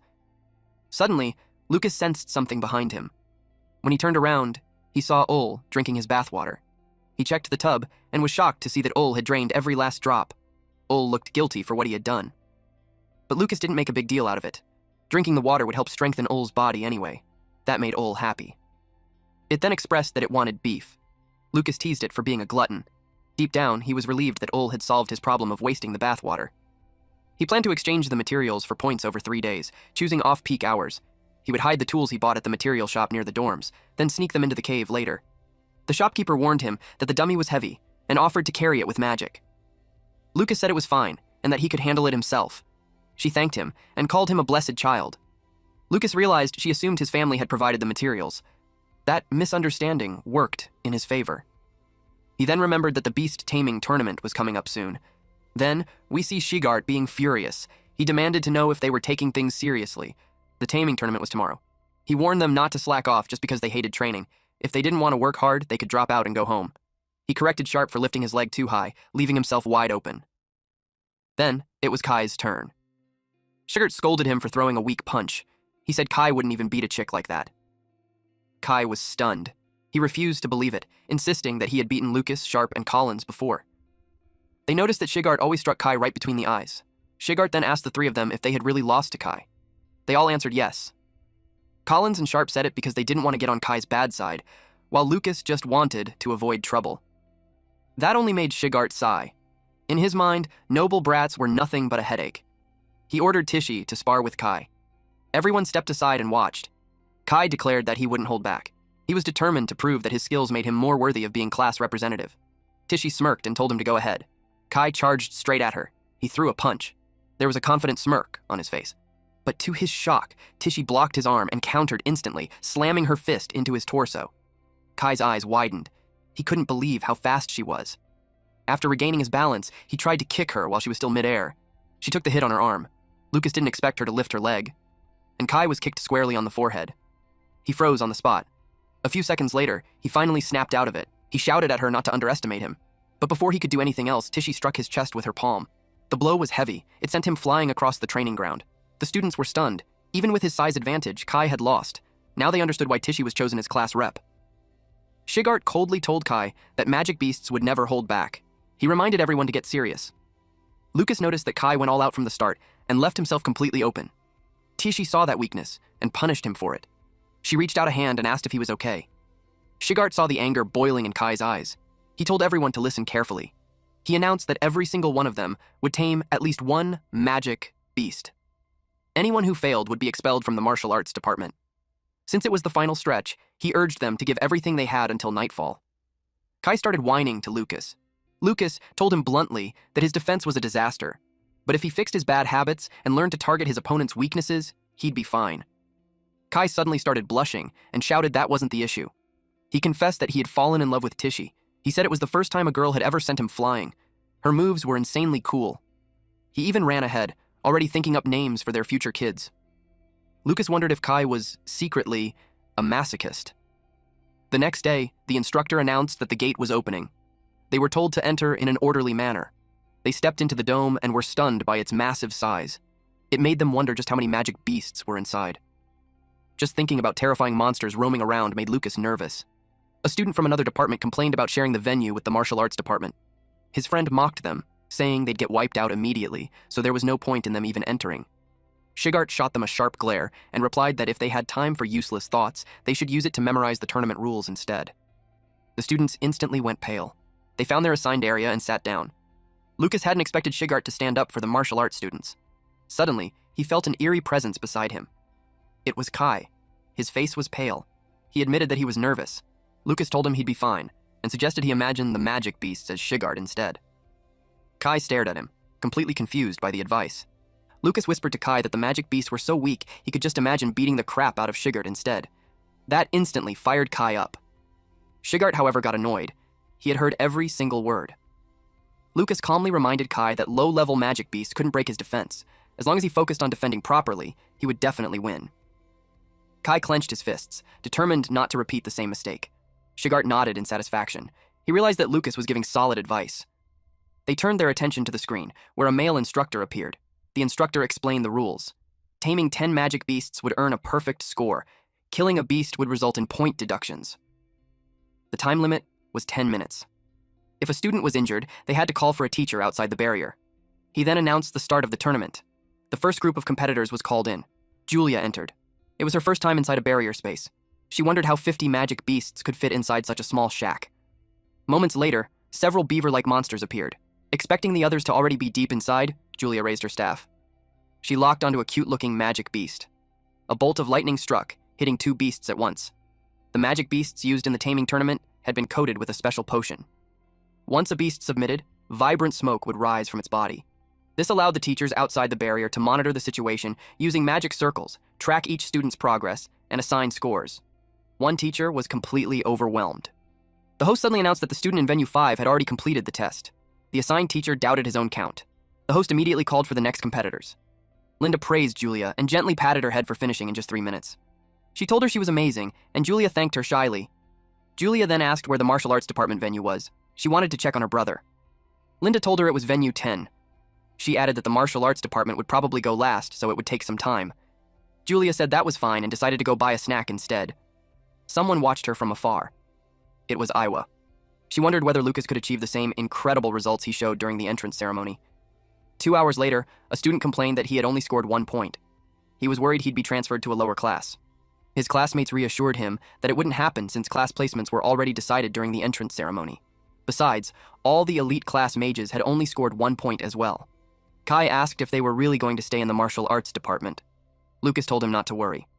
In terms of raw power, they weren't weaker than the mage classes at all. Shigart agreed. He told his students not to underestimate themselves. The reason no one had been injured so far was simple. Level 1 magic beasts couldn't hurt humans. In physical toughness and close combat, martial artists were stronger than low-level mages. He urged them to have confidence. The students felt awkward hearing him encourage them. Deep down, Shigart was growing increasingly irritated with those brats. Tishy spoke up, saying she had checked the situation herself. It was true. No one had been injured yet. Most students were simply exhausted from running out of mana. She also gathered some important information. She explained that barriers were being used to restrict the beast's movement for safety, preventing students from being surrounded. She advised them that if a fight seemed unwinnable, they should retreat and look for a weaker beast instead. As long as they managed their stamina and took it seriously, they could earn a good score. Everyone thanked her. They cheered for their class representative. Tishy replied that she was just doing what any class representative should do. Shigart silently confirmed that choosing her had been the right decision. A nearby professor suddenly spoke up. He said he had heard some vile students eavesdropping on their discussion. He revealed that it was the martial arts department. It was Greg. He sneered, saying that when someone had no talent, all they could rely on were cowardly tricks to survive. Shigart calmly asked what he wanted. Greg replied that the martial arts department was up next, so he came to inform them. He warned Shigart that if he didn't want the entire martial arts department shut down, he'd better make his students give it everything they had. Shigart stayed silent. Greg went on, saying that even if the department disappeared, no one would mind. In his eyes, the martial arts department should never have existed in the first place. Laughing to himself, he walked away. The scene stirred old memories in Lucas, memories of the bullies who tormented him in his past life. He stepped forward. Since he had taken first place in his class during the entrance ceremony, he assumed he would go first. Shigart confirmed it, but also told him that if he felt nervous, he could let someone else take his place. Lucas shook his head. He said no. He intended to go in exactly as planned. And with this look on our MC's face, you guys know that shit's about to go down. Lucas was determined to earn a high score and shut up the jerks who looked down on the martial arts department. His classmates' morale shot up. Kai said he'd show everyone what they were made of. Sharp immediately agreed. Shigart noticed the change. Just moments ago, they had been trembling with fear. Kai reminded Lucas not to forget what Lady Tishy had said. Tishy blinked in surprise at the title. Lucas quickly pointed out that his honorifics were wrong. Shigart could only sigh. They really were a bunch of simple-minded kids. 10 minutes later, at Venue 10. Lucas was already running around inside the barrier. He noticed the presence of perception magic circles and decided to avoid them. That way, no one outside would know what really happened inside. When a magic beast acknowledges a master, their souls connect. This allows them to communicate and lets the master temporarily use the beast's abilities. Ul was eating in the cave when he suddenly felt something strange. He sensed that Lucas was using his power, but he couldn't understand why. Lucas was clearly stronger than him. A holographic wolf aura wrapped around Lucas. He explained that overpowering low-level magic beasts was simply faster this way. An owl-like monster spotted him. The moment it sensed a high-level beast, it panicked and tried to flee, but it slammed straight into the barrier. Now it had nowhere to run. Lucas appeared behind it. If he wanted to make things easier for the other students, the best approach was to break the beast's will to fight. He struck the owl monster, knocking it to the ground. Lucas knew that the aura of a high-level magic beast alone was enough to terrify low-level ones. Ul's power was perfect for this. A red mist rose from the beast's body. Lucas thanked it for submitting so easily. Still, until he tamed every beast in the venue, he couldn't let the potion smoke leak outside. The owl slowly regained consciousness. Lucas moved on to search for more beasts. He told it he'd see it later. The owl replied that it never wanted to see him again. On the scoreboard, Lucas still showed 0 points. Kai grew anxious. Half the time had already passed, yet Lucas was still at 0. Julia reassured him that everything would be fine. She had earned a perfect score herself, so she believed her brother could do the same. Greg scoffed. He assumed Lucas had no points because he couldn't even defeat the weakest magic beast. He mocked it as the difference between martial artists and mages. Kai and the others were furious. Shigart stayed silent. Julia snapped back, yelling that he had no right to mock her brother. Even without magic, Lucas was incredible. Greg couldn't believe she was defending a martial artist. In his mind, she was just as blind as that teacher Linda. He said she could say whatever she wanted. In the end, the results would speak for themselves. Right after that, the host announced that Lucas had earned 1 point. Kai cheered.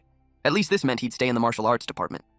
Greg sneered, saying they were celebrating way too hard over a single point when his class's top score was 5. But the instructor didn't stop counting. 2 points. 3. 4. 5. Greg's face turned pale.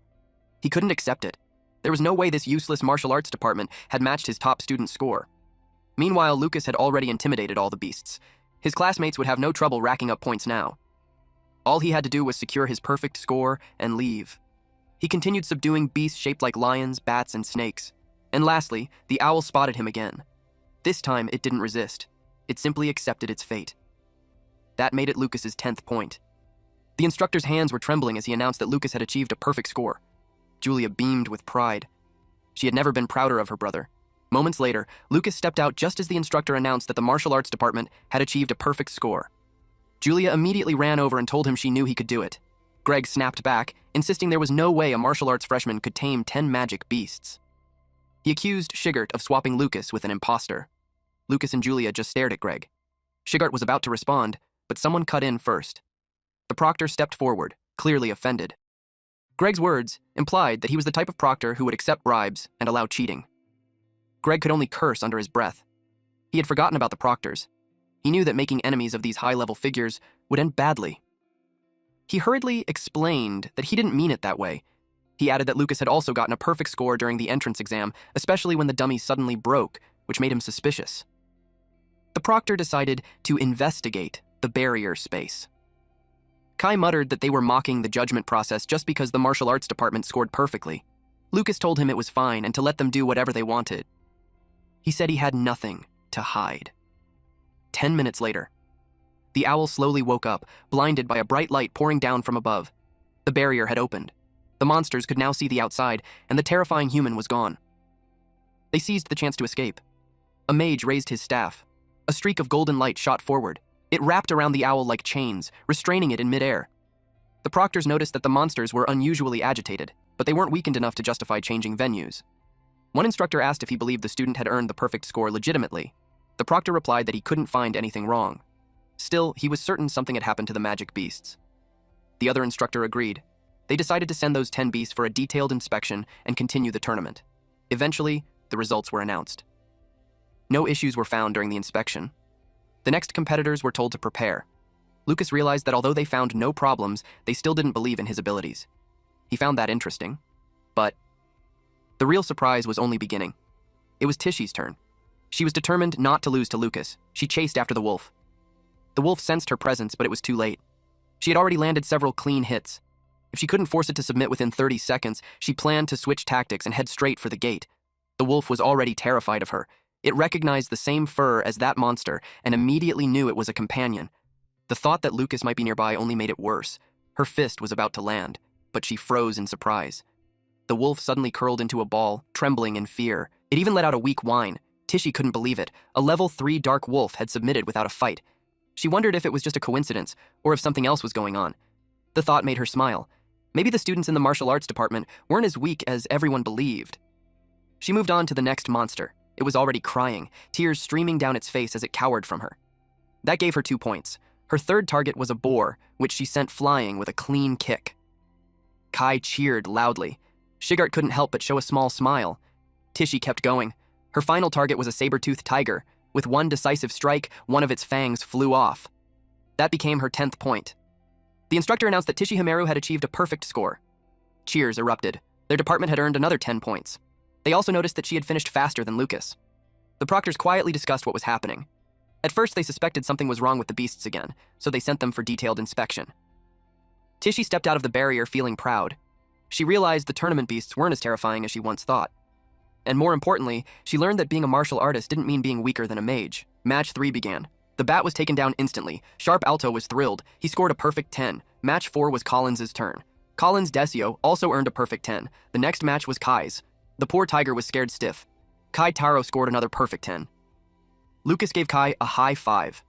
As the tournament continued, the martial arts students kept stacking perfect scores one after another, shooting straight to the top of every event. Shigart looked pleased. He took a long drink from his liquor bottle. Meanwhile, the detailed inspection found no problems with the magical beast or the barrier space. The headmaster knew the students' martial arts skills were impressive, but he couldn't understand why their scores were so unusually high. The proctor explained that the magical beast had already been shaken by the earlier attacks from the mage class students. But the tournament had been held for years, and this was the first time anything like this had ever happened. The proctor argued that this was also the first tournament since the martial arts division was established. He suspected that fighting the beast up close frightened it even more. Director Otani personally inspected the beast in its cage. He decided that starting next year, the martial arts division would go first. He also ruled that the current scores would remain unchanged. Greg couldn't believe it. That meant the martial arts department would overtake the mage class and tie with the elite division for first place. Shigart could only sigh. Then, the headmaster confirmed it was true and asked if Greg had a problem with it. Greg said no, but argued that winning first place through luck instead of pure skill felt unfair. Director Otani replied that luck was part of one's ability. He explained that none of this was the students' fault, so their scores couldn't simply be discarded. The headmaster agreed. He ordered them to announce the results. Greg swallowed his anger, but his glare locked onto Shigart and Linda. He hoped Shigart was paying close attention. Director Otani and the headmaster remained in front of the beast. The headmaster told Director Otani that this was a serious issue tied to the very survival of the martial arts department. Knowing Otani was a level 9 martial artist, he wanted him to investigate further. He suspected Otani already knew the truth. Director Otani replied that he couldn't share the details, but he assured him that nothing harmful was happening to the school. Deep down, he decided to play along and pretend his abilities weren't special, just as Lucas wanted. Meanwhile, we see Kai was ecstatic about getting a perfect score. He wanted to tell his father immediately. He added that taming the magical beast wasn't nearly as difficult as everyone made it seem. Collins agreed, believing it was because they had grown much stronger since the entrance exams. Lucas said it was all thanks to Shigart's special training. He felt relieved that no one suspected him. They returned to their room. Kai asked what they planned to do with the 20 bonus points they would receive tomorrow for placing first. Sharp said he was saving his. He even reminded Kai that Kai still owed him a meal. Collins added that Sharp needed to keep points ready for emergencies. Kai looked disappointed by their answers. He told them they should spend the points on high-grade materials for next month's mangacap combat training. Lucas asked what he meant. Kai explained that he was talking about the Allen Magic Academy's signature trial ground, the Allen Tower. Inside was a massive illusionary world filled with different races like magical beasts, beastmen, giants, and more. They would fight illusions, so there was no real danger, but the combat experience was real. It was said to give insane training against all kinds of opponents. From what Sharp knew, only 100 freshmen were allowed to enter. All 12 students from the elite class were guaranteed spots, so he doubted people like them could grab one of the remaining 88. Kai said he heard that participants were usually chosen based on taming tournament rankings. Since they all earned perfect scores, he was confident they would be selected. Sharp and Kai jumped to their feet at once. Kai asked where they were going. Collins told him they were heading to the material shop to buy training gear. Just as Lucas expected, every martial artist wanted to grow stronger.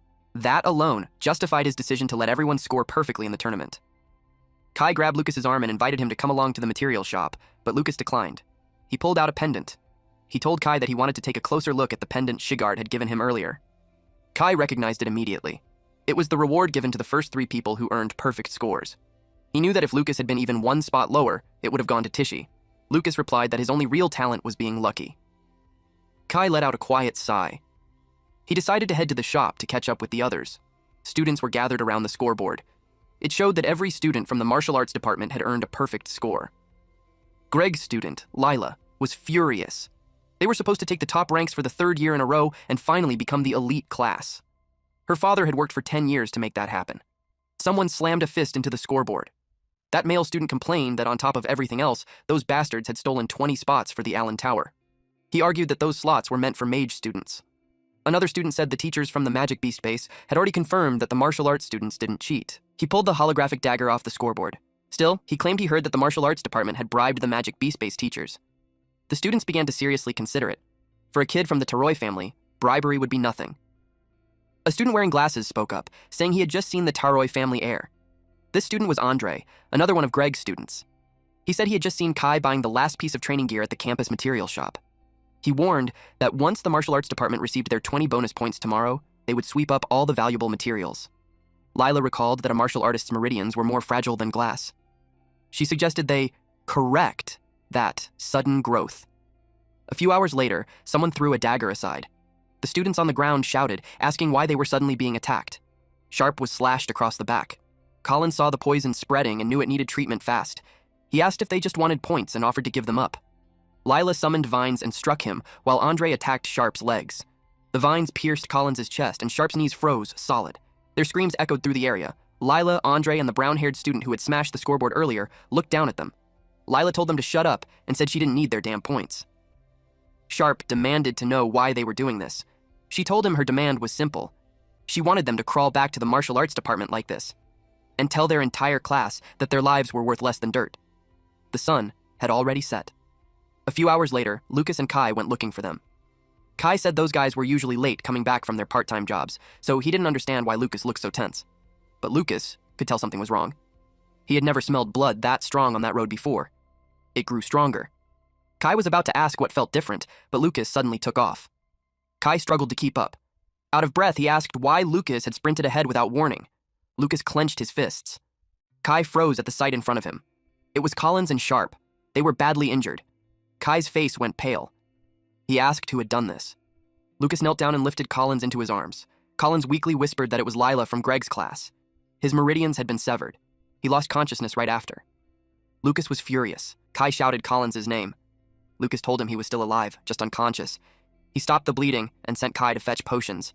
Kai ran as fast as he could. Lucas quickly assessed their condition. They had been cursed, and their bones were shattered. There was no doubt about it. This was a bone-shattering art used by dark market assassins. Rage surged through him at the thought of such cruel techniques being used on them. This was no longer hazing. It was attempted murder. Sharp cried out for his mom and dad, muttering that it hurt. Lucas stayed by his side. He promised him that he would get revenge. Moments later, Tishy and Kai arrived. She was shocked that they had been attacked. Kai explained that they ran into Tishy on the way back. Lucas told her their lives were not in danger, but they would need a few days to recover. Kai finally relaxed. He said it was only possible because Lucas gave them first aid in time.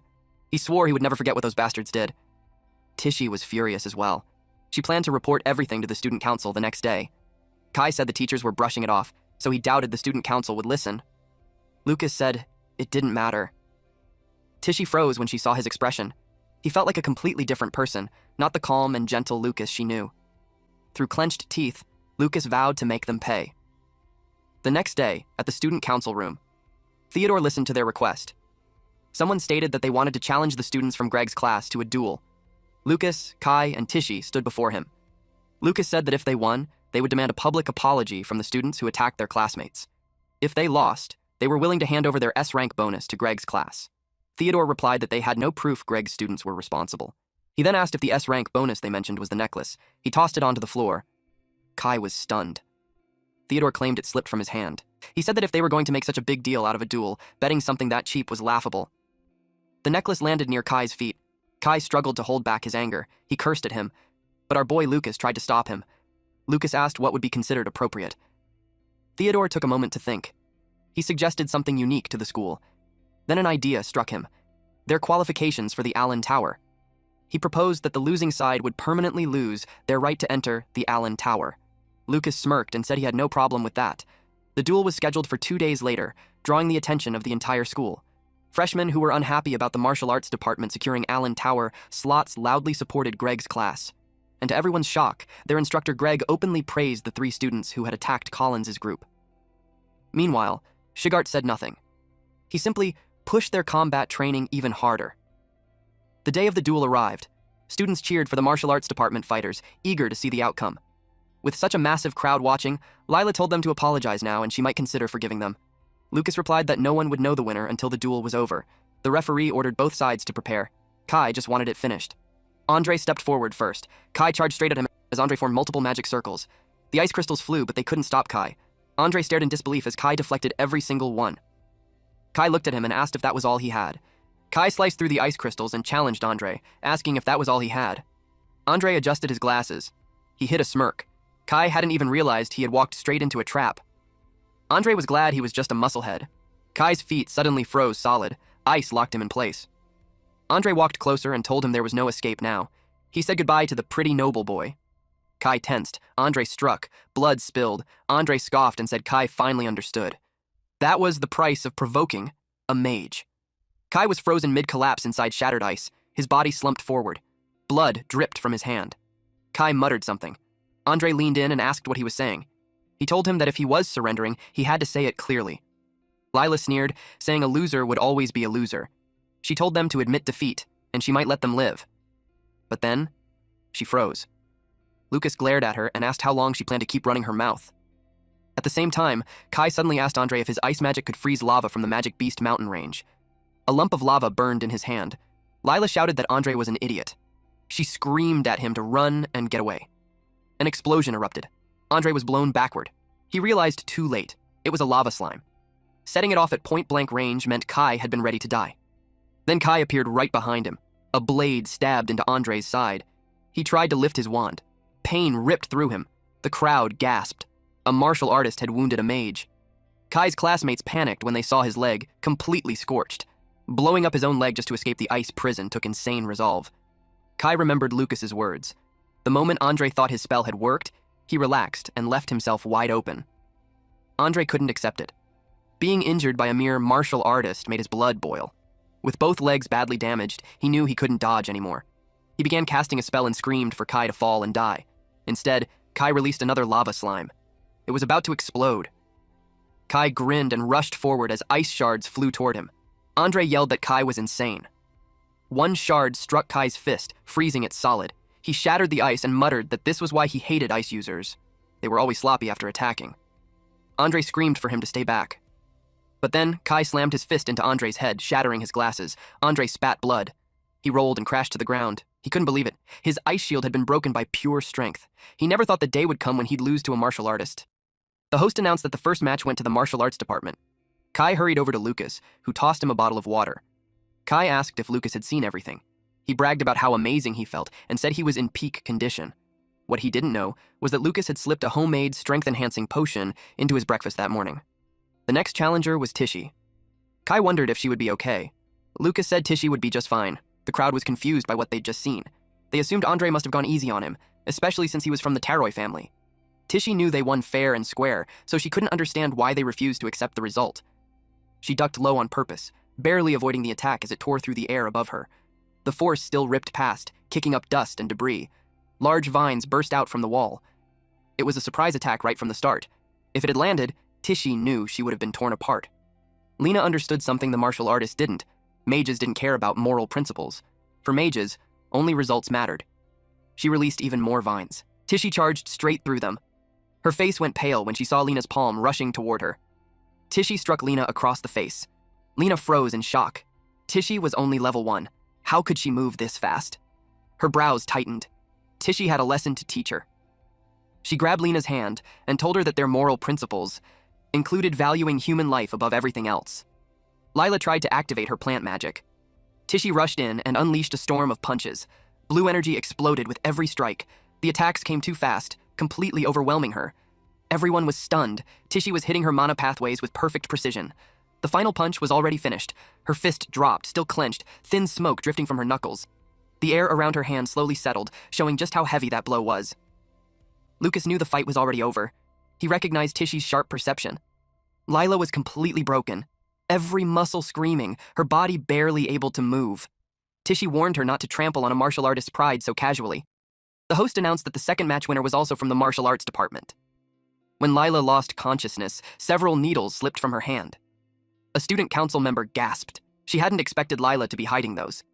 Mina demanded to know why Theodore allowed something so dangerous. Theodore brushed it off, telling her not to overreact. He claimed nothing bad was going to happen. One student shouted proudly about Tishy. He said Shigart knew exactly what he was doing when he chose her as class rep. They were finally proving wrong everyone who called them losers. Greg was furious. Their plan was to crush the martial arts department's morale and reclaim their Allen Tower slots. But now, They were the ones being humiliated. The last bully still believed there was hope if he could use his technique one more time. Lucas stepped into the arena. His opponent stepped forward as well.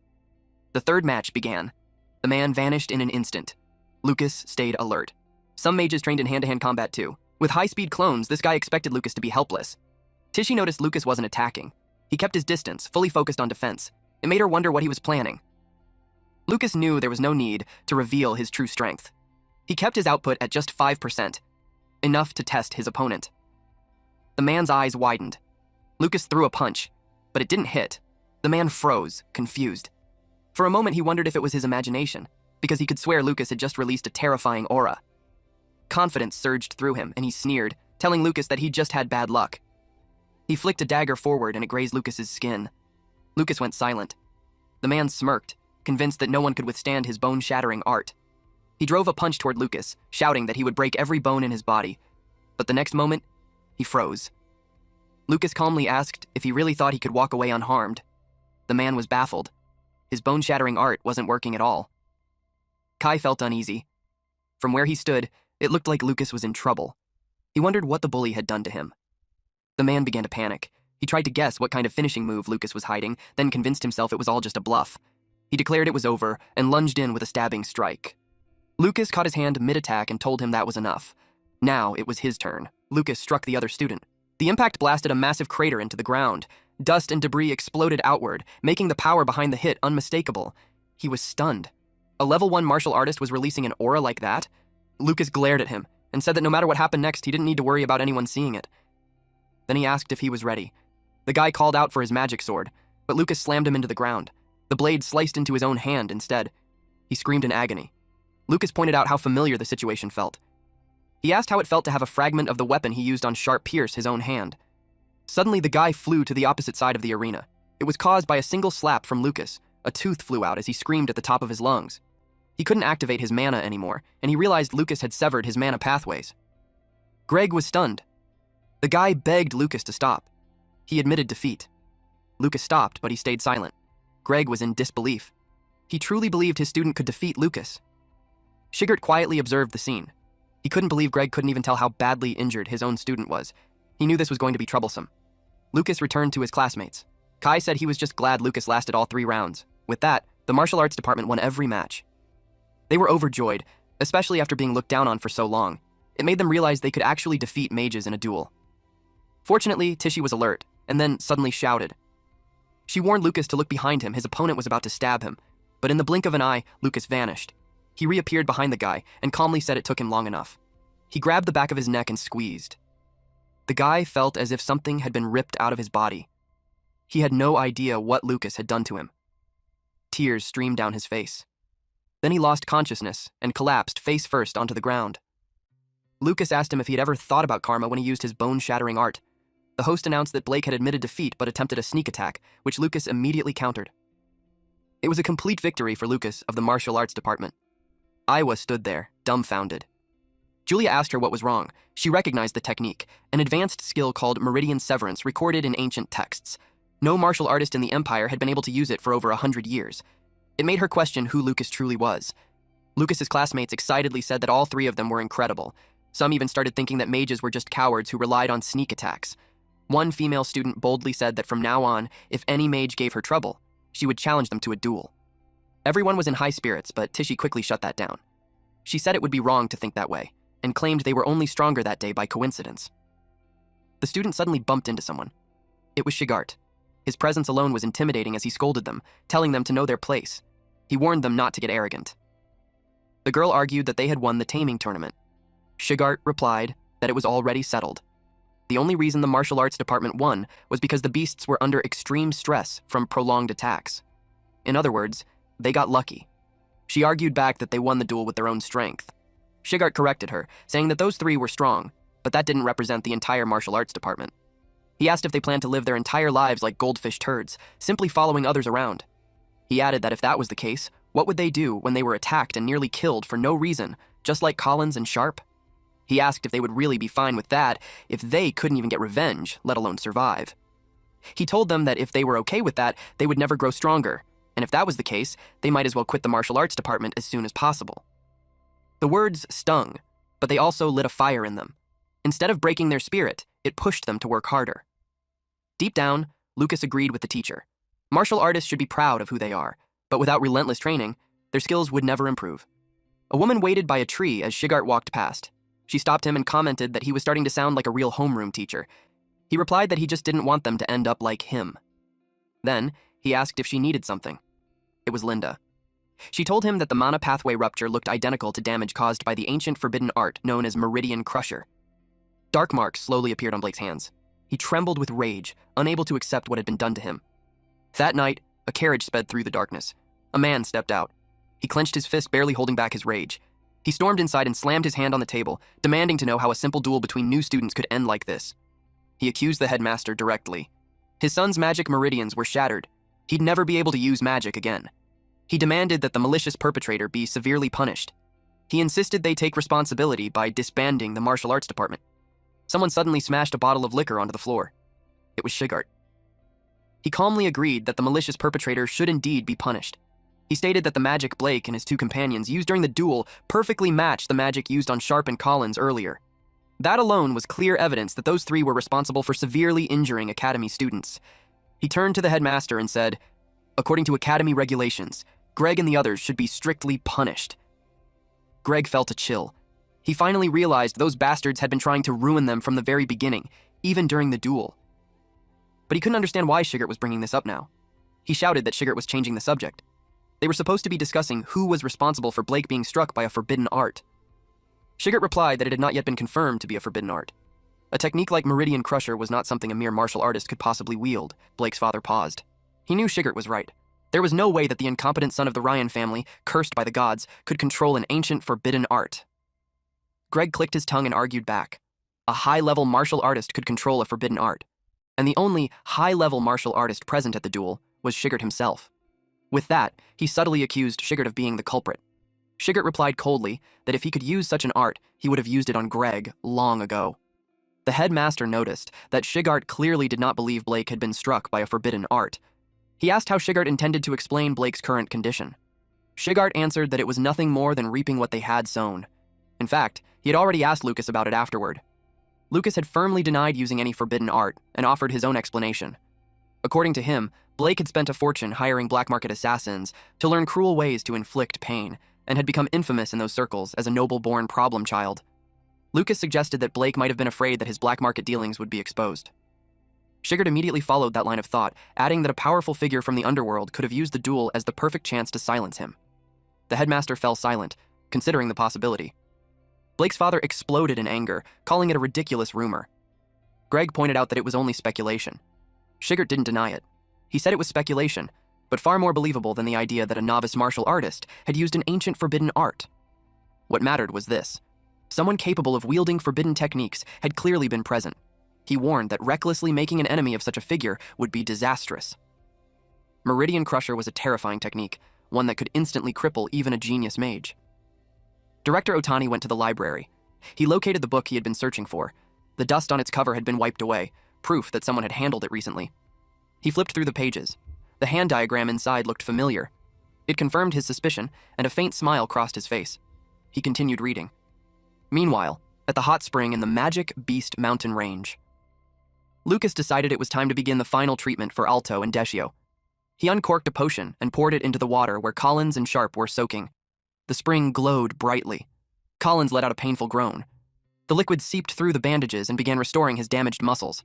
Sharp cried out as well. New muscle fibers formed and reattached themselves to his body. Lucas waited patiently. He knew it hurt, but he hoped they could endure it just a little longer. He felt nervous, but he was confident that martial artists could use recovery arts just like mages. A few days later in Daku Town, a carriage arrived. Catherine and Holt stepped out. They were happy. They would finally see the kids again after such a long time. Catherine looked around and realized nothing had changed. Holt noticed and gave her a sympathetic look. She forced a smile and told him not to worry. She was just reminiscing about the past. A man leading a horse approached them. Catherine's eyes welled up when she recognized him. It was Sayen Miranda, her younger brother and Iwa's father. He warmly greeted his sister. 17 years ago, the Beastman tribes launched a coordinated attack along the Empire's borders, plunging the region into constant war. They were massive bipedal beasts with sharp teeth, savage and terrifying. The people united to drive them back. After 3 days and nights of non-stop fighting, both sides were left utterly devastated. During that war, a brown-haired mage woman joined the battlefield. She was moments away from being struck down by a beast, when a knight saved her. That was the moment Mage Catherine Miranda met the young commander of the Holt Knightly Order, beginning their fateful encounter. Holt was covered in wounds, yet he smiled at her. Catherine stood frozen in shock. After facing death side by side, they swore to spend their lives together. But Duke Miranda opposed the marriage. He disowned her, and Catherine severed all ties with the Miranda family. Neither of them ever imagined that their children would later meet at Allen Magic Academy. Sayan remarked on how quickly time had passed. He had heard that her children were exceptional. Their father even said that Julia reminded him of Catherine when she was young. Hearing that confirmed what Catherine had long suspected. Her father still acknowledged her children's existence. Sayan suggested she visit the estate. Deep down, their father had wanted to see her all this time. Catherine blushed and asked if that was really okay. Sayan sighed. He replied that it would be fine, as long as it was just her. She understood immediately. Holt wasn't welcome. She turned toward him conflicted. Holt smiled and told her to go. He still had to return to the front lines anyway. She looked worried. He reassured her, saying it was fine. He was just glad she could go home again, even if he couldn't be with her. He promised to come for her once the war was over. Then he left. Sayan hadn't expected Holt to swallow his pride and secretly ask for his help, all just to reunite Catherine with her father. He acknowledged that Holt truly was a good husband. But their father still hadn't forgiven a noble mage for marrying a martial artist. Sayan hoped that one day, someone would appear and change the world's view of martial artists. Meanwhile, Lucas sneezed. Deep down, he wondered what someone from the Five Elements dorm's disciplinary committee was doing there. Julia teased Kai when she spotted him buying food for someone. Kai had dark circles under his eyes and carried several lunchboxes. He told her to back off and swore that once Collins and Sharp recovered, he'd make them treat him to a proper meal. Lucas chuckled and said that was actually kind of sweet. As they walked past, other students whispered among themselves. They claimed the martial arts department only won because some random assassin had attacked Blake right before the duel. They laughed about how someone could get lucky 3 times in a row. Julia heard every word. A chilling shadow surged from her body. The gossiping students went pale. She scolded them sharply. Kai leaned toward Lucas and muttered that he was always watching, then headed off to eat with Tishy. Julia happily enjoyed her food. Lucas noticed the new hairpin in her hair. She explained that Iwa had given it to her as a gift from the Miranda family. Lucas wasn't surprised. Of course they wanted to win over a magical prodigy like Julia and pull her into their circle. He told her that for their mother's sake, she should try to get along with Iwa. Julia looked confused, not understanding what he meant. Kai noticed she was only eating cake and casually placed some meat on her plate. Thinking about her mother reminded Julia that she still needed to write a letter. She wanted to tell her that she had become the class representative. Just then, a woman approached and congratulated her. It was Mina. Mina told her that she was destined to become one of the school's pillars someday, and that she would always support her. At a nearby table, a woman suddenly stood up. She stormed away without a word, her steps sharp and aggressive. Julia noticed her as she left. The woman looked furious. A short while earlier, Linda had told Iwa that her abilities rivaled Julia's, especially in divine magic. But in every other aspect, Julia was superior. That was why Linda believed Julia was the better choice for class representative. She hoped Iwa would understand. In the present moment, Iwa stormed out of the cafeteria, determined to prove her worth and show that the teacher was favoring Julia unfairly. Julia noticed her leaving, and she could tell Iwa was furious. She also realized that Iwa hadn't been eating properly. Julia planned to buy her some lunch and bring it back to her. Mina, sitting beside her, asked if she was close with Iwa. Julia said yes. They were roommates. She admitted that she admired Iwa's mental magic, since she had never seen anything like it before. Lucas agreed that mental magic was extremely rare. Mina looked like she had more to say. She pressed a finger against the table, forming a barrier around them. Lucas immediately noticed. It was a mute magic circle, blocking all sound from escaping. Mina lowered her voice and said that being too smart often made people difficult to deal with. She then commented that Julia also had interesting wind magic. She was about to suggest something, but Julia wasn't listening. Her brother was busy piling meat onto her plate. Lucas stepped in, catching Mina's attention. He pointed out that it didn't seem like she came over just to chat. Mina noticed that Julia's brother was already on guard. Still, she believed that as long as Julia trusted her, a little interference didn't matter. She acknowledged Lucas's sharpness and decided to be straightforward. She explained that there had been a strange shift in the Magic Beast Mountain Range's ecosystem. The number of low-level magic beasts had dropped sharply. Even the magic-crested panther cubs that once roamed everywhere had disappeared. Lucas and Julia immediately thought of all. Mina continued. 3 days ago, an Imperial investigation team had discovered the lair of a high-level magic beast. Someone nearby dropped their spoon. Julia's face tensed with worry. Lucas cleared his throat and she froze, realizing what she was about to say out loud. Lucas calmly asked if Mina wanted to assign them a field mission. Then he asked about the difficulty level. Mina answered that it was worth 100 points. Lucas and Julia were stunned. Lucas replied that it would be a piece of cake for them. At the Miranda estate.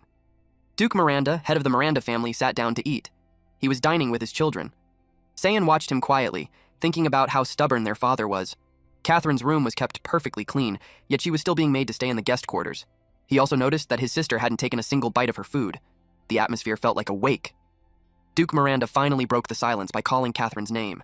He spoke about Julia, saying she had the potential to become a sainted archmage. He was willing to acknowledge her as his granddaughter. Catherine thanked him, then mentioned Lucas. She said he was an excellent martial artist who had achieved a perfect score in the exam. But the Duke dismissed it outright. He said he didn't care how exceptional a martial artist was. To him, they were worthless. He made his stance clear. What the Miranda family sought were only those with the talent to become sainted archmages. Just as Catherine expected, her father's prejudice against martial artists hadn't changed at all. At that moment, the butler knocked.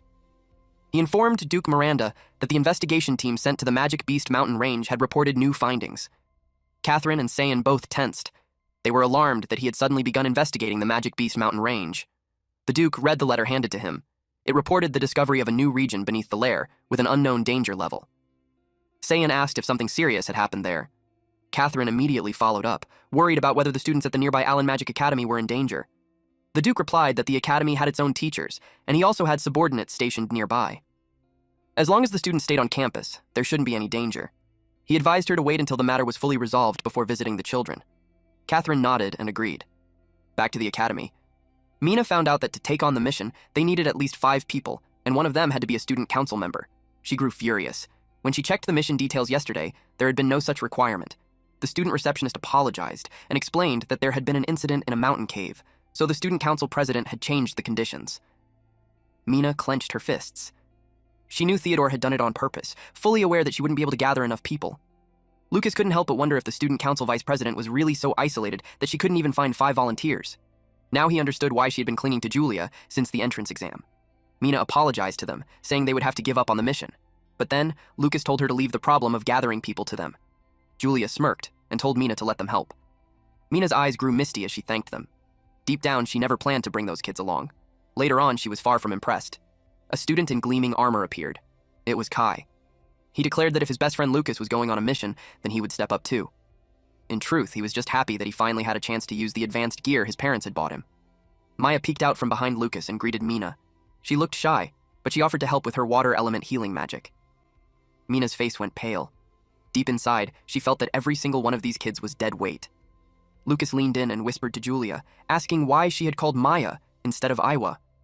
Julia answered sadly that Iwa wouldn't even listen to her. Mina could only sigh and let it go.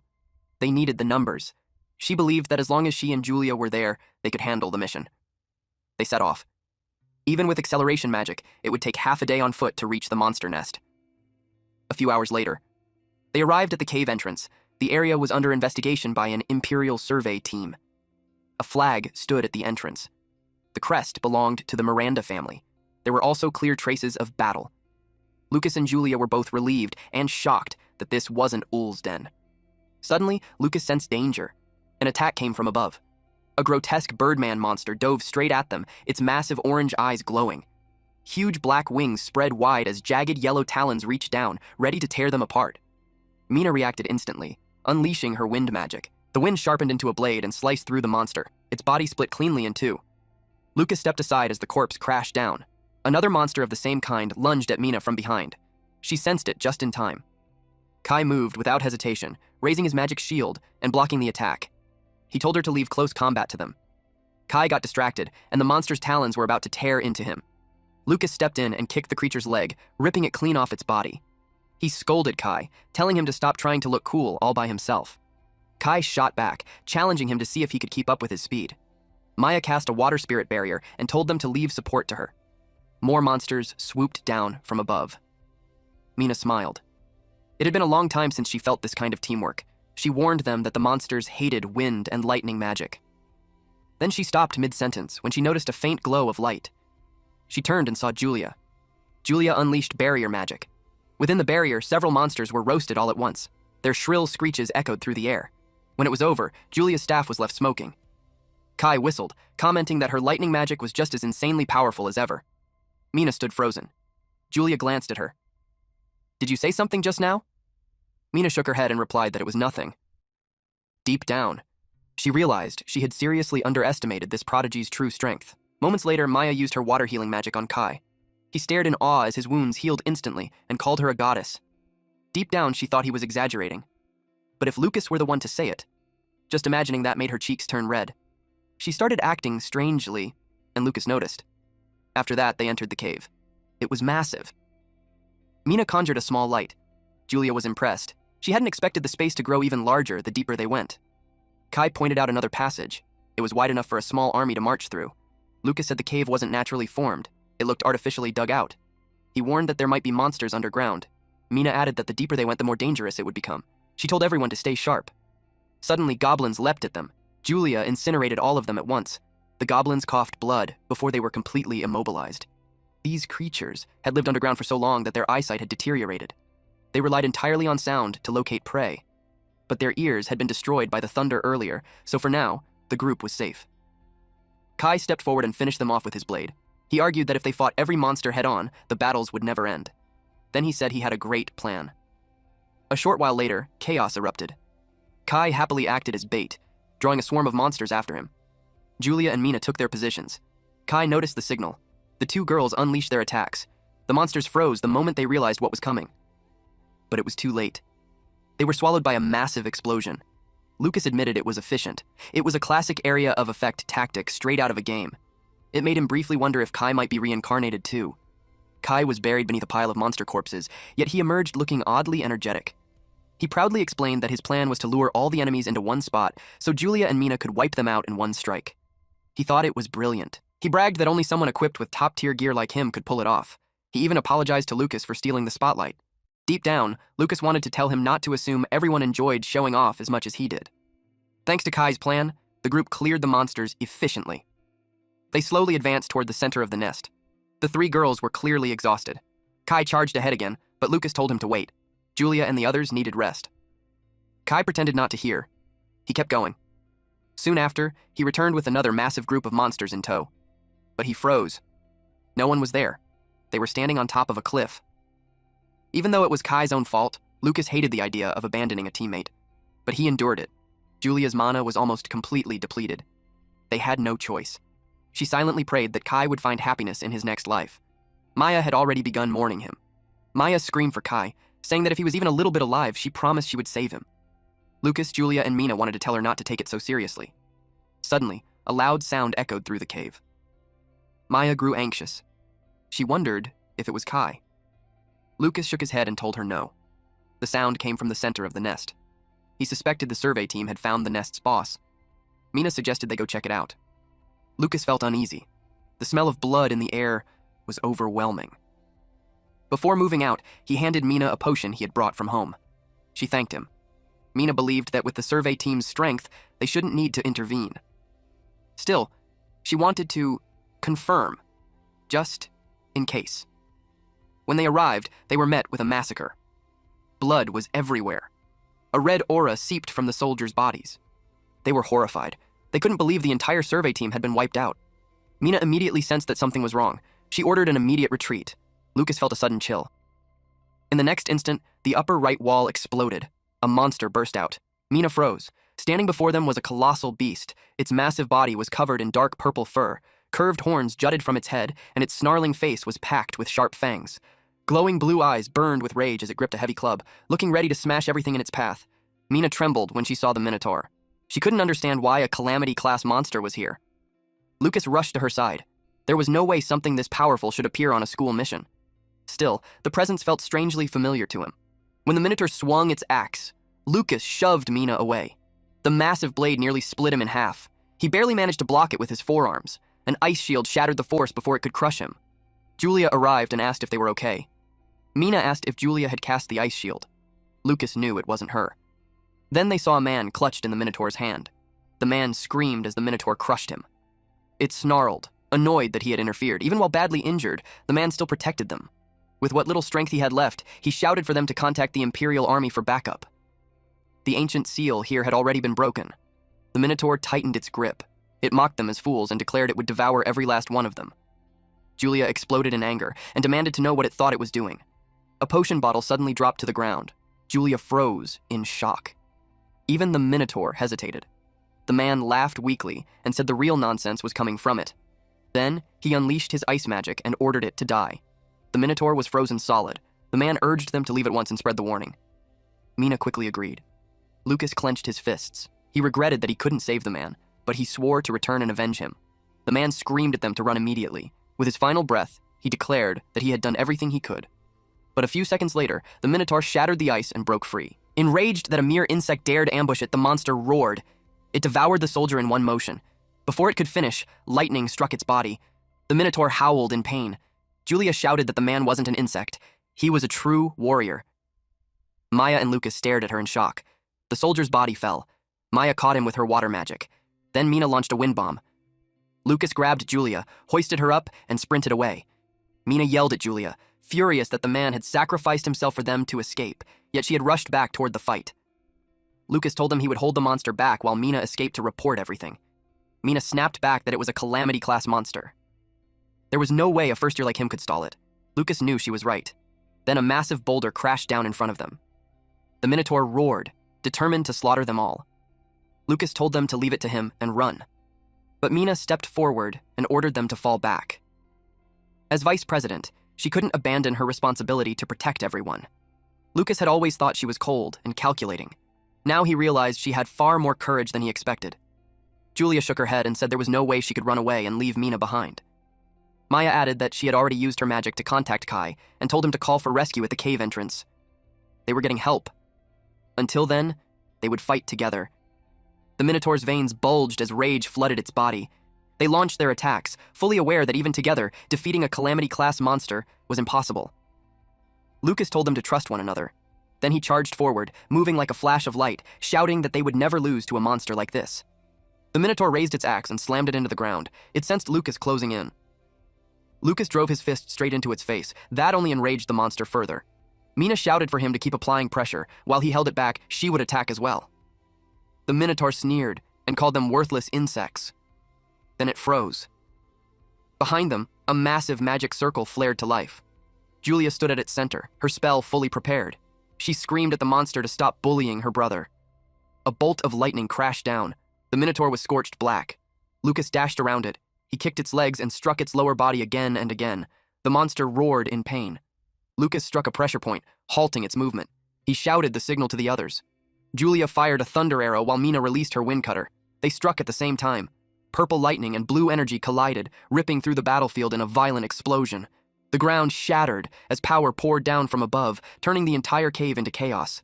The blast slammed into the Minotaur and sent it flying. It crashed into the cave wall, stone exploding outward on impact. The monster cursed them. It swore it would kill them all the moment its legs recovered. Maya didn't give it that chance. She hurled a water ball and expanded it, drenching the Minotaur in a cascading waterfall. Maya stayed focused. The Minotaur drove its axe into the ground. It prepared to charge. Its legs had already healed. It laughed, claiming that a little water wouldn't harm it at all. It locked onto Maya and vowed to eat her alive.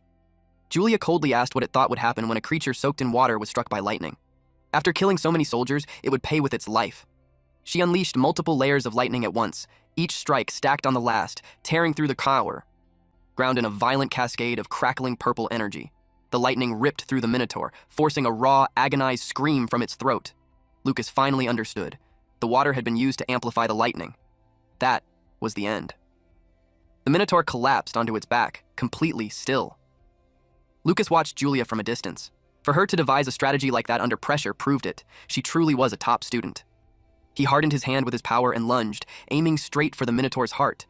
Mina noticed a faint red glow flicker across its body. A strange aura began leaking from the Minotaur. Lucas was caught completely off guard. An overwhelming pressure crashed down on him. His strike stopped short.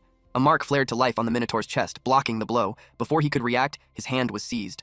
The Minotaur slowly raised its head and curled its lips into a sinister smile. At the same time, outside the cave, Kai suddenly froze. He felt the ground tremble beneath his feet. Realizing something was wrong, he sprinted off to call for reinforcements at once. All he could do now was pray that everyone inside could hold on. The Minotaur reared back, its body twisting as red energy tore through its chest. The impact was violent that Lucas was flung high into the air above it. He was sent flying, eyes wide as a red-black force slammed straight into him. He crashed into the ground at full speed, the impact exploding outward in a brutal shockwave. Dust, blood, and debris blasted into the air, showing just how savagely he had been thrown. The monster loomed above him, pouring down crushing red energy like deadly rain. Lucas stared up from the ground, muscles locked as the pressure closed in. Blood ran from his ear. He couldn't believe it. He was injured just from sensing its aura. That thing had grown absurdly powerful. He forced himself to check on everyone. Mina managed to raise a mute magic circle, but it shattered almost instantly. Blood streamed from her eyes and ears. She collapsed soon after, along with Maya and Julia. Seeing them like that, rage flooded Lucas's chest. Golden energy wrapped around him as he pushed himself up, lightning-like arcs spiraling from his body. He planted his feet, clearly gathering power for a counterattack. The monster threw its head back and roared, its black body writhing as red energy leaked and pulsed across its surface. Lucas charged at the speed of light and met the Minotaur's fist head-on. He came crashing down from above, his punch wrapped in blazing golden energy, smashing straight into the monster's body and driving the force deep inside. He swore he would kill it. The monster was caught completely off guard. Lucas's follow-up punches shattered its arm into pieces. Blood sprayed from its shoulder as Lucas prepared to strike again. He moved instantly, aiming for the other arm. The Minotaur swung back at him. Lucas realized something was wrong. It didn't seem to feel pain at all. What he saw next made his heart sink.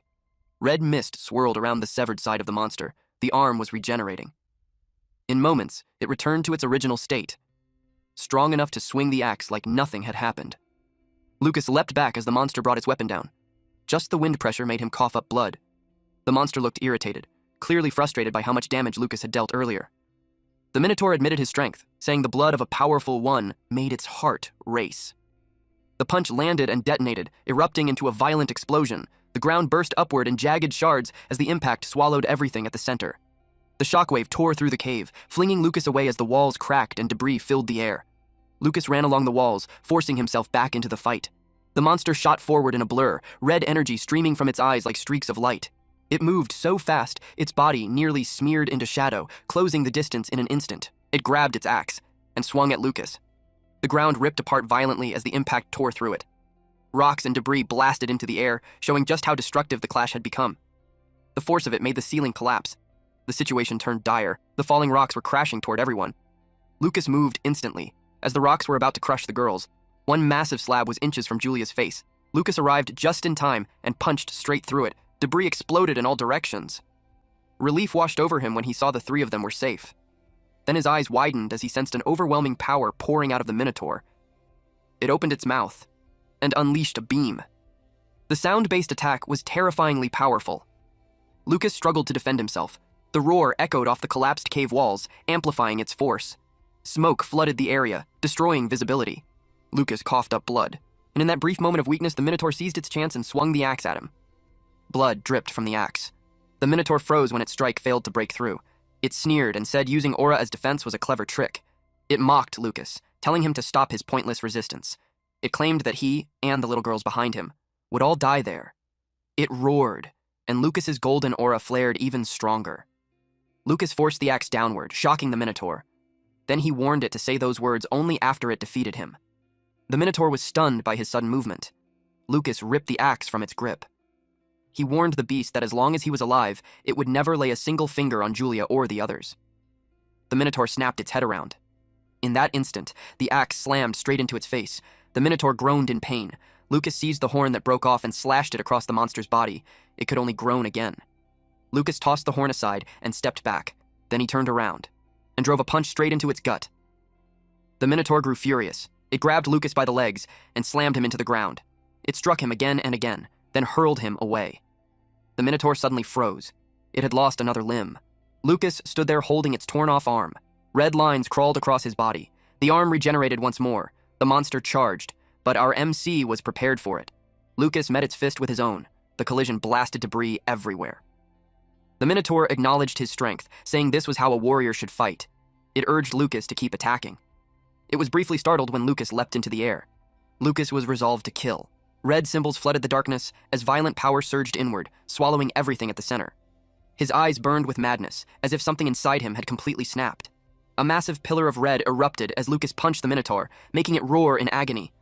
The power smashed into the ground like a blood-red judgment, shaking everything around them. It coughed up blood, utterly confused by how this was possible. Lucas vanished in a blur, and unleashed another attack. A terrifying red beam crashed down onto the monster. The impact was so strong, it could be felt even outside the cave. A piece of debris struck Julia's head. The tremors jolted them awake. Maya hurriedly checked to see if they were still alive. Julia searched desperately for her brother. Her eyes went wide. Lucas's fist was buried deep in the monster's flesh. A fountain of blood erupted, and blood rained down over him. Julia saw her brother standing on top of the monster. Worry gripped her chest as she stared at him. Red mist swallowed Lucas. His arm turned black as red lightning coiled around it, the transformation climbing up to his shoulders. A minotaur-shaped mark appeared on his body. Meanwhile, in the Chamber of Rage, it was a realm flooded with lava. Above the molten sea stood massive statues bound together by heavy chains. The lava boiled violently. Cracks spread across the statues as the heat intensified. A hand suddenly rose from the lava. The creature fully emerged, its silhouette revealing massive wings and towering horns. It was a colossal bull-like demon, its body packed with thick corded muscles. Dark red skin split apart by glowing cracks of heat, massive curved horns, a fanged gaping maw, and blazing crimson eyes. Flames and embers rolled endlessly from its body, like a living furnace born from pure wrath. It laughed, pleased to finally return to this filthy, defiled world. It called out to the war god. This being was Varsaba, the demon lord of wrath. He swore to tear the war god apart limb by limb. A woman sat calmly on one of the chains. She had green hair, and a green snake coiled lazily around her arm. She was Vershita, the demon lord of jealousy. She told him that he had awakened because of the rage of the key they had chosen. He scoffed. He asked whether that vessel truly had potential as he settled onto a throne. She scoffed back. The surface of the lava shifted, revealing Lucas's battle. She told him that even now, the boy was breaking free from his restraints. Meanwhile, Lucas no longer looked like himself. His aura forced the Minotaur deeper into the ground. He adjusted his stance, preparing to fight again. He raised his fist, but Julia suddenly rushed forward and hugged him, begging him to stop. Maya cast magic on him, trying to calm him down. She was startled by his reaction. He was on the verge of unleashing his full power, so she shouted at Julia to step back. Lucas swung his fist. Julia was already crying as she screamed his name. Her tears fell onto him, and deep within his fractured consciousness, he saw her face. Her tears disturbed him more than anything else. Then, an explosion erupted. Julia stared as the smoke slowly cleared. She called out to her big brother. The black stain covering Lucas's body began to fade. Still teary-eyed, Julia approached him. Lucas spoke, saying his consciousness had returned, but he asked her to step away for a moment. She nodded and agreed. He took a deep breath. Golden aura flooded his entire body. Even his eyes glowed with gold. The golden aura shot up to the ceiling. The mark on his back slowly began to fade. Maya approached him. Julia ran straight to him, asking if he was okay. Lucas smiled faintly and told her he was fine. She broke down, crying as she yelled that he had scared her terribly. Lucas apologized and promised her that he would never let something like that happen again. Just then, a message came through from Kai. He had already brought reinforcements and was on his way. Far away, Varsaba was left speechless. Vershita calmly told him there was no need to rush. The key still needed to pass several trials. One of those trials, she said, was losing one's family, and her gaze settled on Julia. The scene then shifted when someone was shaking Lucas awake. He wondered who it was. When he opened his eyes, he saw his father, his mother, and Julia.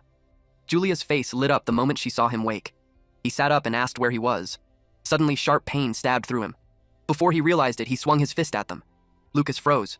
His body was moving on its own again. Panic flooded him as he called out to his father, his mother, and Julia. Someone groaned and shouted, "What the hell?" Lucas jolted awake. He was at the Allen Magic Academy. Apparently, he had punched Kai in his sleep. Kai yelled at him, complaining that he just got beaten up while already injured. Lucas immediately apologized. Kai stormed off, muttering about how much it hurt. Lucas lay back, confused by the dream. He suspected the strange power from the cave was affecting him. The feeling was familiar. It reminded him of when the dead bandit had turned into a monster. He thought about how he lost control again. And this time, when Julia and Maya tried to stop him, he had already lost his sanity. When he fought the Minotaur, that power had clearly been eroding his consciousness. All he remembered was pure anger. That realization unsettled him. Maybe his mind had been corrupted because he let anger take control. But could he really suppress his anger in the middle of a real fight? That thought led him to consider having someone stay close to him during battles, someone who could hold him back if he lost control. He kept thinking. He pushed himself, squeezing every idea he could come up with. But none of them worked. During missions or training, the only people he could rely on were fellow students. And having someone try to restrain him while he was berserk would be far too dangerous. Then, a thought struck him. If no one else could stop him, then he would stop himself. Meanwhile, Shigart walked down the academy hallway. Nearby, nurses whispered to each other, saying one of the patients was finally out of danger. They wondered how an upperclassman could get so badly injured during a school mission. Shigart overheard them. The nurses continued gossiping, saying Mina had been covering for some underclassmen. Apparently, she even brought along 2 deadweight martial artists, so it was no surprise she ended up hurt. Suddenly, a powerful aura burst from a door ahead. Shigart stiffened, alarmed by the presence of a high-ranking martial artist. The nurses gasped, confused as a strong wind swept through the hallway, even though all the windows were closed. Shigart vanished without a trace, leaving only his liquor bottle behind on the floor. Back to our MC. Lucas stayed focused on his aura. By the time he relaxed, he looked completely drained. Still, he felt relieved. His clone technique had worked. He examined it carefully. According to an old book he had read in the library, a clone could possess at most half of the original's strength. If he created 3 clones, that power would be split evenly. Each one would only have 1/6 of his full strength. He dismissed the clone. It was too weak to restrain him if he went berserk. At best, they could buy him enough time to escape. Suddenly, he sensed someone nearby. Professor Shigart. Shigart spoke calmly, saying that from the entrance exam to the training tournament, and even the magical beast mission, strange incidents always seemed to follow Lucas. Then he asked him bluntly, what was he really? And why had he come to their school? Lucas was left speechless. Silence filled the room. Lucas pretended nothing was wrong. He said his only reason for coming to Allen Magic Academy was to master martial arts and become stronger. Someone moved. Shigart slapped him. He scoffed, saying he didn't believe that excuse. If Lucas wanted to talk about becoming stronger, then he should show his true strength first. Lucas asked what he meant. He realized then just how sharp Shigart was. If someone like him truly acknowledged him, life at the academy would become much easier. Someone suddenly arrived and asked who Shigart was. Shigart blinked and said he had completely forgotten. It was a holiday, so guardians were free to enter the campus. Catherine had arrived, with Julia beside her. Catherine firmly asked Shigart to step away from her son. Lucas quickly explained that he was Teacher Shigart, the homeroom teacher of the martial arts department. He said the teacher had simply been giving him guidance while he visited a sick friend. He added that Shigart told him it was fine to confront strong enemies head-on. Shigart felt annoyed. It sounded like sarcasm. He also noticed that Lucas seemed to sense his presence long before he arrived. Catherine nodded in understanding. She knew it was Shigart's day off and expected him to be resting instead. Shigart understood the message. She was telling him to leave. He sighed. Since Lucas hadn't caused any serious trouble, and as long as he remained his homeroom teacher, Shigart would make sure he didn't cause any in the future either. With that, he excused himself. Then Catherine gently told Lucas not to be stubborn and anger his teacher. She then explained that while they were trapped in the dungeon, she had stayed at the Miranda residence and waited until everything settled. She wanted to see them as soon as possible. Julia was shocked. She hadn't realized her mother had been nearby for days. Julia's eyes welled up as she said she wanted to see her sooner too. She started pouting and throwing a small tantrum, telling Lucas to do something. Lucas asked if their father was with her. Catherine shook her head. She said the front lines weren't going well, so he sent her to the Mirandas for safety before returning to the war. Lucas understood. The Miranda family accepted his mother, but they still refused to acknowledge his father. Truly a stubborn family of wizards. Catherine then smiled and said she had a gift from their father. She congratulated Lucas for taking first place in the entrance exam. Lucas was stunned. She revealed the gift. The Ryan family's treasured holy sword. It had been damaged decades ago during the war against the Beastmen army and was too difficult to fully repair. Even so, it remained a priceless family heirloom. She told him that his father had high hopes for him. Lucas stared in awe. He promised that he would not disappoint him. Julia crossed her arms, muttering that he was so lucky. Catherine noticed her reaction. She sighed, then burst out laughing. Julia looked confused as both Catherine and Lucas laughed together. Lucas patted Julia's head and told her that their mother loved her the most. Catherine smiled and said she had a present for her too. She handed Julia beast-shaped candy. And on top of that, she had baked sweets just for her. Julia immediately started drooling. She jumped in excitement and screamed, "I love you!" as she hugged her tightly. Then she happily started eating the sweets. After that, Catherine remembered something. She said they needed to deliver an item to Jeremy later. Apparently, their father had prepared a beast core as a gift for him. Since Jessica wasn't around today, Catherine was holding on to it for now. Julia frowned. She didn't like Jeremy, but she still agreed to give it to him. Catherine praised her for being such a good girl. Julia puffed out her chest, looking extremely proud. At the boys' dormitory, Jeremy was informed that he had a visitor. He went out and met Julia. Several students nearby noticed them and immediately started gossiping. They recognized Julia and grew curious about why she had come to see him. One of them overheard her introducing herself as his sister. They were stunned. They couldn't believe a genius like her was related to him. When Jeremy returned, one of his classmates joked that he should bring Julia along on missions someday. Jeremy slapped his hand away. Then he pointed vines at him in warning. The others were confused by his reaction. Jeremy felt bitter inside. His parents had never come to visit him. And now Lucas had been given a holy sword just for placing first in the entrance exam. To Jeremy, Lucas was nothing but trash, so he couldn't understand why everyone adored him so much. His jealousy twisted into hatred, and in his heart, he swore to take everything back from him. A few hours later, Catherine waved goodbye to them. The warm reunion passed in the blink of an eye, and their mother returned to the Miranda estate. However, she will be staying in Daku Town for a while. Even if they couldn't meet every day, just knowing their mother was nearby made both Lucas and Julia happy. As for Mina, who had suffered severe injuries, Lucas refined a new medicinal pill for her. When it was presented as a gift from the Miranda family, even its unbelievable effects were accepted without question. Everyone simply regarded it as another miracle of noble magic medicine. Mina herself was deeply impressed. Half a month passed in no time. They gathered at the Allen Tower. Everyone stared in awe. Kai commented that it was no surprise it was called the symbol of the school, since it shone just like him. Lucas said their reaction was a bit exaggerated, considering they had already seen the tower since enrolling. The three of them laughed it off. Someone suddenly cleared their throat. All three stiffened. Shigart told them to quiet down. He hadn't brought them there for fun. He ordered everyone to sit in their assigned seats. Some students were clearly unhappy that so many from the martial arts department had shown up. They whispered among themselves, mocking that only a few martial artists had any real skill, yet they were dreaming far beyond their status. Kai clenched his fists. He could hear them belittling the martial arts department again. Lucas quietly told him to calm down. Ever since the Allen Tower was announced, the martial arts department had become an obvious target. To the other students, they were just people who had, luckily, secured 20 entry slots. Some first-year magic instructors had even protested to the principal, claiming that martial artists were useless to the Empire and demanding the slots be revoked. The audacity was staggering. Still, Lucas noticed that Shigart didn't seem worried at all. He wondered if it was because the professor trusted the school and the principal that much. The students took their seats. Shigart told them to listen carefully. Every year, third-year students entered the Allen Tower first, serving as examples for the newer students. The third years were instructed to prepare. One of the third-year students was visibly excited. After 3 years since enrolling, he was finally going to enter the Allen Tower. Everyone else knew why. He had never once made it into the top 100. That student was Jeremy. Julia spotted him and called out his name. Jeremy's classmates were delighted to see her. Julia waved at Jeremy, smiling as she told him to do his best. Seeing his sister cheering for him, his classmates nudged him and told him not to disappoint her. Jeremy's face flushed red. Julia frowned. She was annoyed that he barely reacted, even though she had gone out of her way to encourage him, especially since her mother had told her to. Still, she decided it was fine. She had already done what she was asked. Meanwhile, one of Jeremy's classmates quietly wished he could transfer somewhere closer to her. Jeremy replied that he had been very lucky lately, so there was nothing to worry about.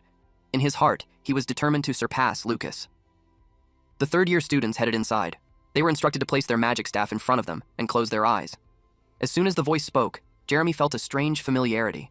It was something he had heard before. Meanwhile, Director Otani watched from a massive screen. He looked thrilled. It had finally begun. He activated a device. Golden gears and interlocking rings spun together, glowing as streams of energy poured into the mechanism. It hummed with precise, overwhelming power as the system awakened. Otani's eyes shone. Golden light surged through the hall as enormous magical gears roared to life. A barrier snapped into place around the students, and energy flooded the chamber like a controlled explosion.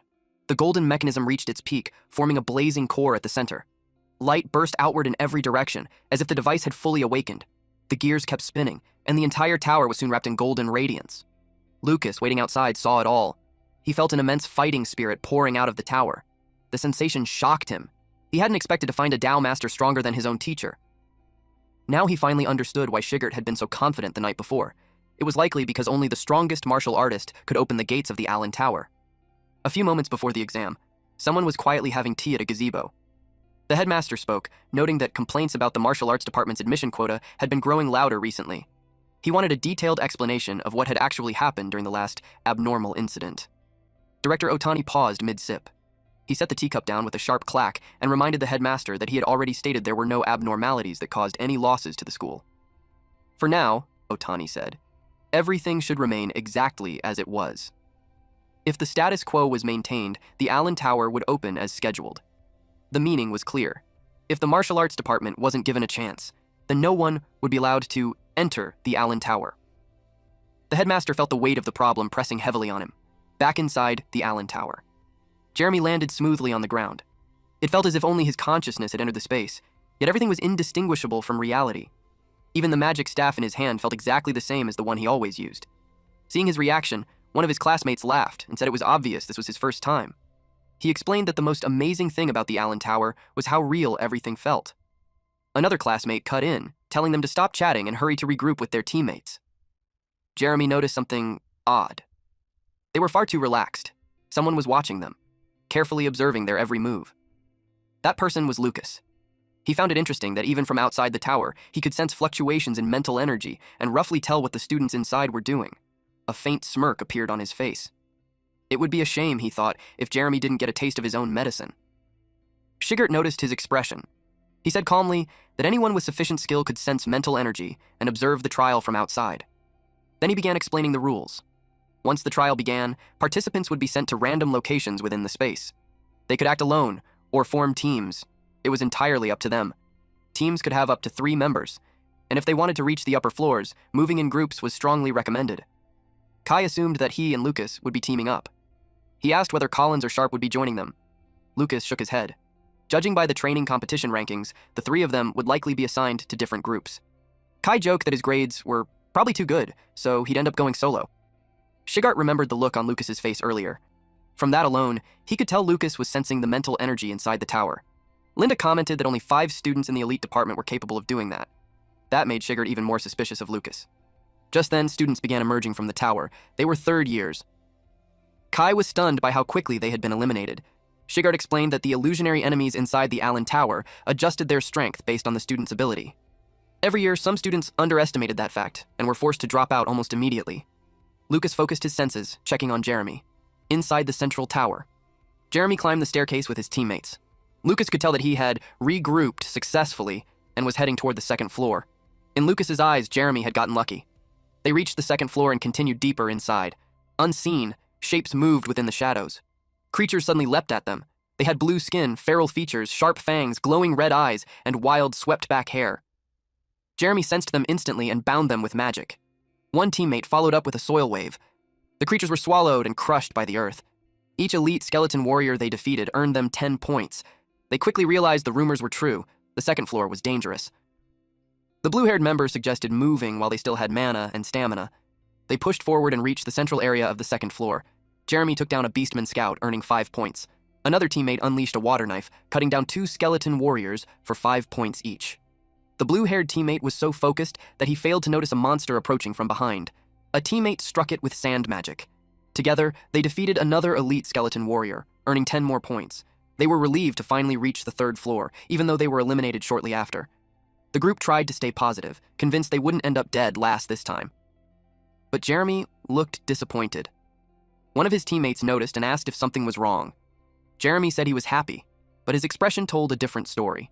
Now, he understood the kind of enemies his father had always faced. And for the first time, he felt like he had taken one step closer to him, a few hours later. Lucas continued observing the inside of the tower. Using spiritual energy sensing, he clearly grasped the situation up to the third floor of the Allen Tower. In the trials, phantom enemies with different traits appeared each time. Even enemies of the same type grew stronger as they climbed higher floors. It made him wonder if those phantoms were created using real bodies that existed somewhere in reality. If that were true, then the martial artist who opened the Allen Tower must have accumulated terrifying levels of combat experience. And like Shigart, Lucas knew that person was fully aware of his own strength. But for now, everyone was simply watching in silence. Lucas couldn't tell if that silence came from goodwill or pressure. The last group was called to assemble at the entrance. It was finally time. The first group had already advanced to the fourth floor entrance. Mina and her team, who achieved the best results in the taming competition, would surely catch up soon. Julia wished her luck. Mina smiled and thanked her. The teacher asked Mina about her injury. She replied that it had completely healed. Hearing that, the teacher relaxed and told her to do her best. The other students were impressed. She was close to the freshman genius and favored by the teachers. It made sense. She had become vice president in her second year. They whispered that her skills were unmatched, except for the president back then, though she lacked popularity. Mina heard them bad-mouthing her again. Instead of getting angry, it strengthened her resolve to reach the 6th floor and break Theodore's old record. At the Allen Tower's 3rd floor, the environment was eerie and filled with lava. A hulking, pink-skinned monster stood there, with an oversized, rock-hard arm raised to strike. Its twisted face bulged with veins, hollow yellow eyes staring ahead, jagged fangs exposed. Mina dove forward over the lava, twisting midair as blue energy streamed behind her. Monsters below were knocked back, scrambling as her path cut cleanly through the chaos. She ordered her teammates to avoid unnecessary fights and use acceleration magic to reach the 4th floor as fast as possible. They moved without hesitation. They reached the 4th floor in under 30 minutes, just as expected of the strongest group of 3rd years. Kai, who was casually chewing on bread, noticed Lucas's serious expression and offered him some. Mina's team finally arrived on the 4th floor of the Allen Tower. 2 massive, purple-skinned brutes towered over Mina. One rested a huge club on its shoulder, while the other stood close behind. Their red eyes glowed in the darkness as they blocked her path, making the danger immediate. Mina's female teammate identified them as elite beastmen of the 4th floor. They were twice the size of those on the 3rd floor. The male teammate immediately understood why most students dropped out here. Mina activated Wind Cutter Flash. After defeating the elite beastman, she gained plus 80 points. Her female teammate stared in awe at how fast it ended. The male teammate muttered that the rumors were true. Mina's strength had improved drastically during the last mission. Instant kills were the best way to save time. Compared to the Minotaur earlier, these beastmen were nothing. She told her teammates to handle the cleanup while she searched for the passage to the 5th floor and hunted down the remaining enemies. They continued eliminating beastman scouts, earning plus 40 points each time. Another scout fell, granting plus 40 more points. 2 beastman scouts were swept up and crushed inside her tornado. Eventually, they defeated the last one. Mina let out a quiet breath of relief. They had finally reached the 5th floor. Someone outside the Allen Tower was monitoring the status. Shigart announced that 3 people had reached the 5th floor. It was already better than last year. Kai wondered aloud if he would ever make it there himself. Shigart told him there was no need to rush. For a first year, reaching the 3rd floor was already more than enough, and if they steadily improved their skills, the enemies on the 5th floor wouldn't seem so frightening anymore. Lucas realized then that Shigart had entered the Allen Tower before. Suddenly, both of them tensed. Lucas guessed that Shigart must have attempted something inside the tower in the past. At that moment, someone emerged from the entrance. It was Mina and her team. The students waiting outside immediately gathered around and asked how it went. Lucas could tell she hadn't reached her goal. Her eyes were red, tears barely held back. Meanwhile, inside an office, Theodore watched everything through a floating globe. He spoke calmly, almost coldly. Now, Mina finally understood that surpassing a true genius was never easy. A few moments later, we see Julia set off a few small fireworks. They were having a meal together with Mina, and Julia congratulated her for taking first place in the 3rd year trial. Lucas clapped as well after hearing that she had reached the 5th floor. Mina thanked them, but she didn't look happy. In the end, she still couldn't beat Theodore's record. Julia tried to comfort her, saying that President Theodore had also stopped at the 5th floor, so technically it was a tie. Mina shook her head and explained that by the time she saw the stairs leading to the 6th floor, she couldn't even stand anymore. But Theodore, back then, still climbed the stairs and reached the door to the 6th floor. In other words, compared to him at that time, she was inferior in stamina, strategy, magical control, everything. She then asked if they had already found their team members. Julia proudly said she would be teaming up with Iwa. Iwa agreed, since her father had ordered it. Lucas realized that the news of the Miranda family acknowledging Julia had already reached Iwa as well. He replied that he would be teaming up with Sharp and Collins. Julia was surprised. She asked about Kai and whether they had fought. Lucas explained that their rankings were completely different, so they were placed in separate groups. Earlier in the classroom, Kai had been clinging to Lucas's leg, shouting that he abandoned him. He called him heartless and made such a scene that everyone was staring. He was crying because he had no one to team up with. That was when Tishy invited him to join her group. They were looking for a strong tank, and they would be happy to have him. Kai immediately stood up and cleared his throat. He put on a cool expression and said he would team up with them since they insisted. Lucas was impressed by how quickly he switched attitudes, just like always. At the training grounds, Shigart observed that everyone had found a partner. He raised his voice and told them to get fired up, especially knowing what others were saying behind their backs. Many students expected them to drop out immediately, laughing just at the thought of it.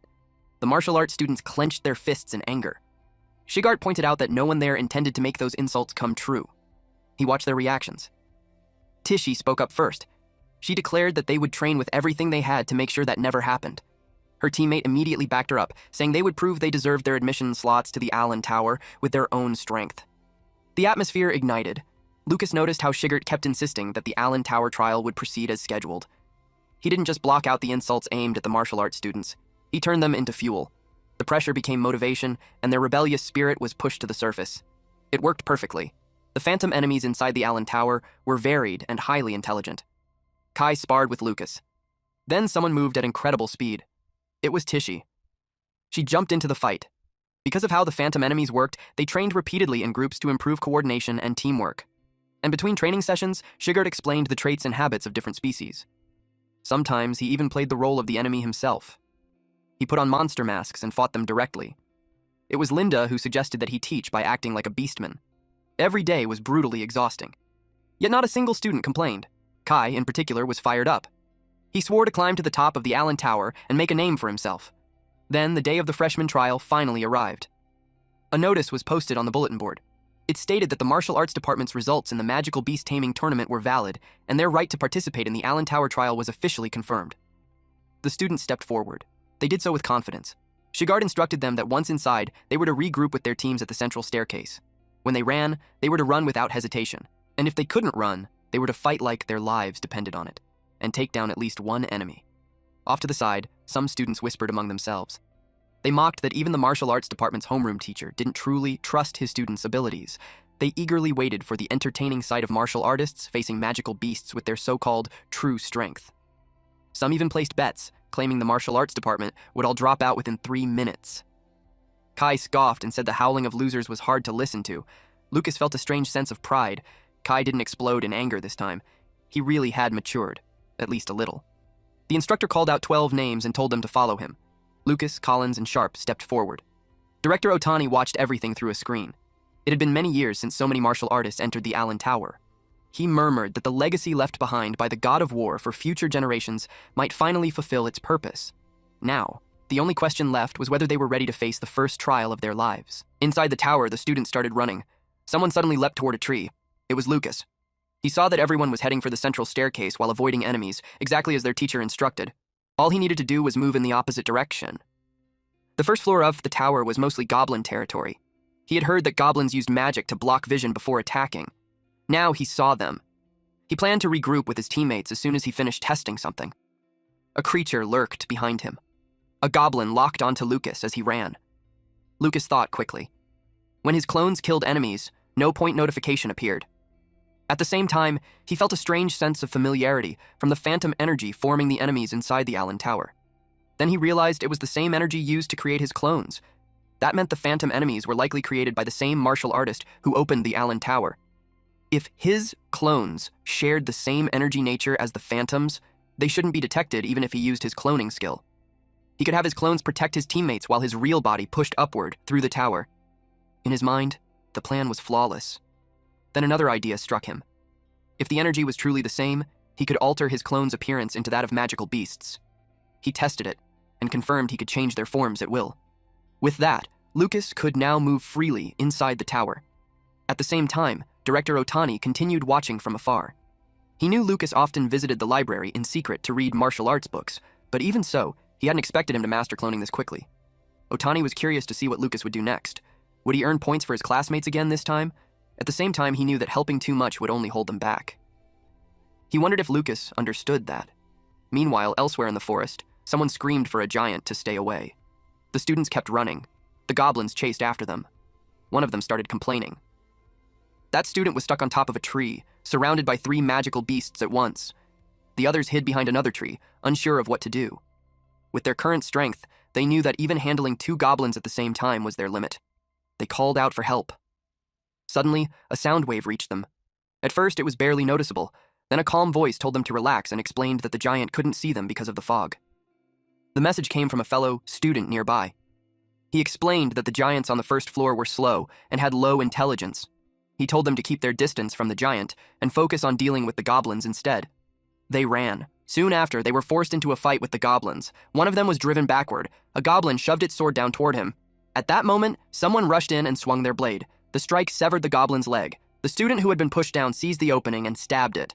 The goblin grabbed his sword mid-thrust. It flung the weapon aside, then it lunged at him. His teammate stepped in and shouted for him to dodge. The goblin's sharp claws had already broken through. He ducked and stabbed again. The goblin was sent flying to the side. The student stared in disbelief. He had killed it. He finally understood what their teacher meant. If the three of them worked together, they could clear the first floor. Confidence surged through them as they turned to face the remaining goblin.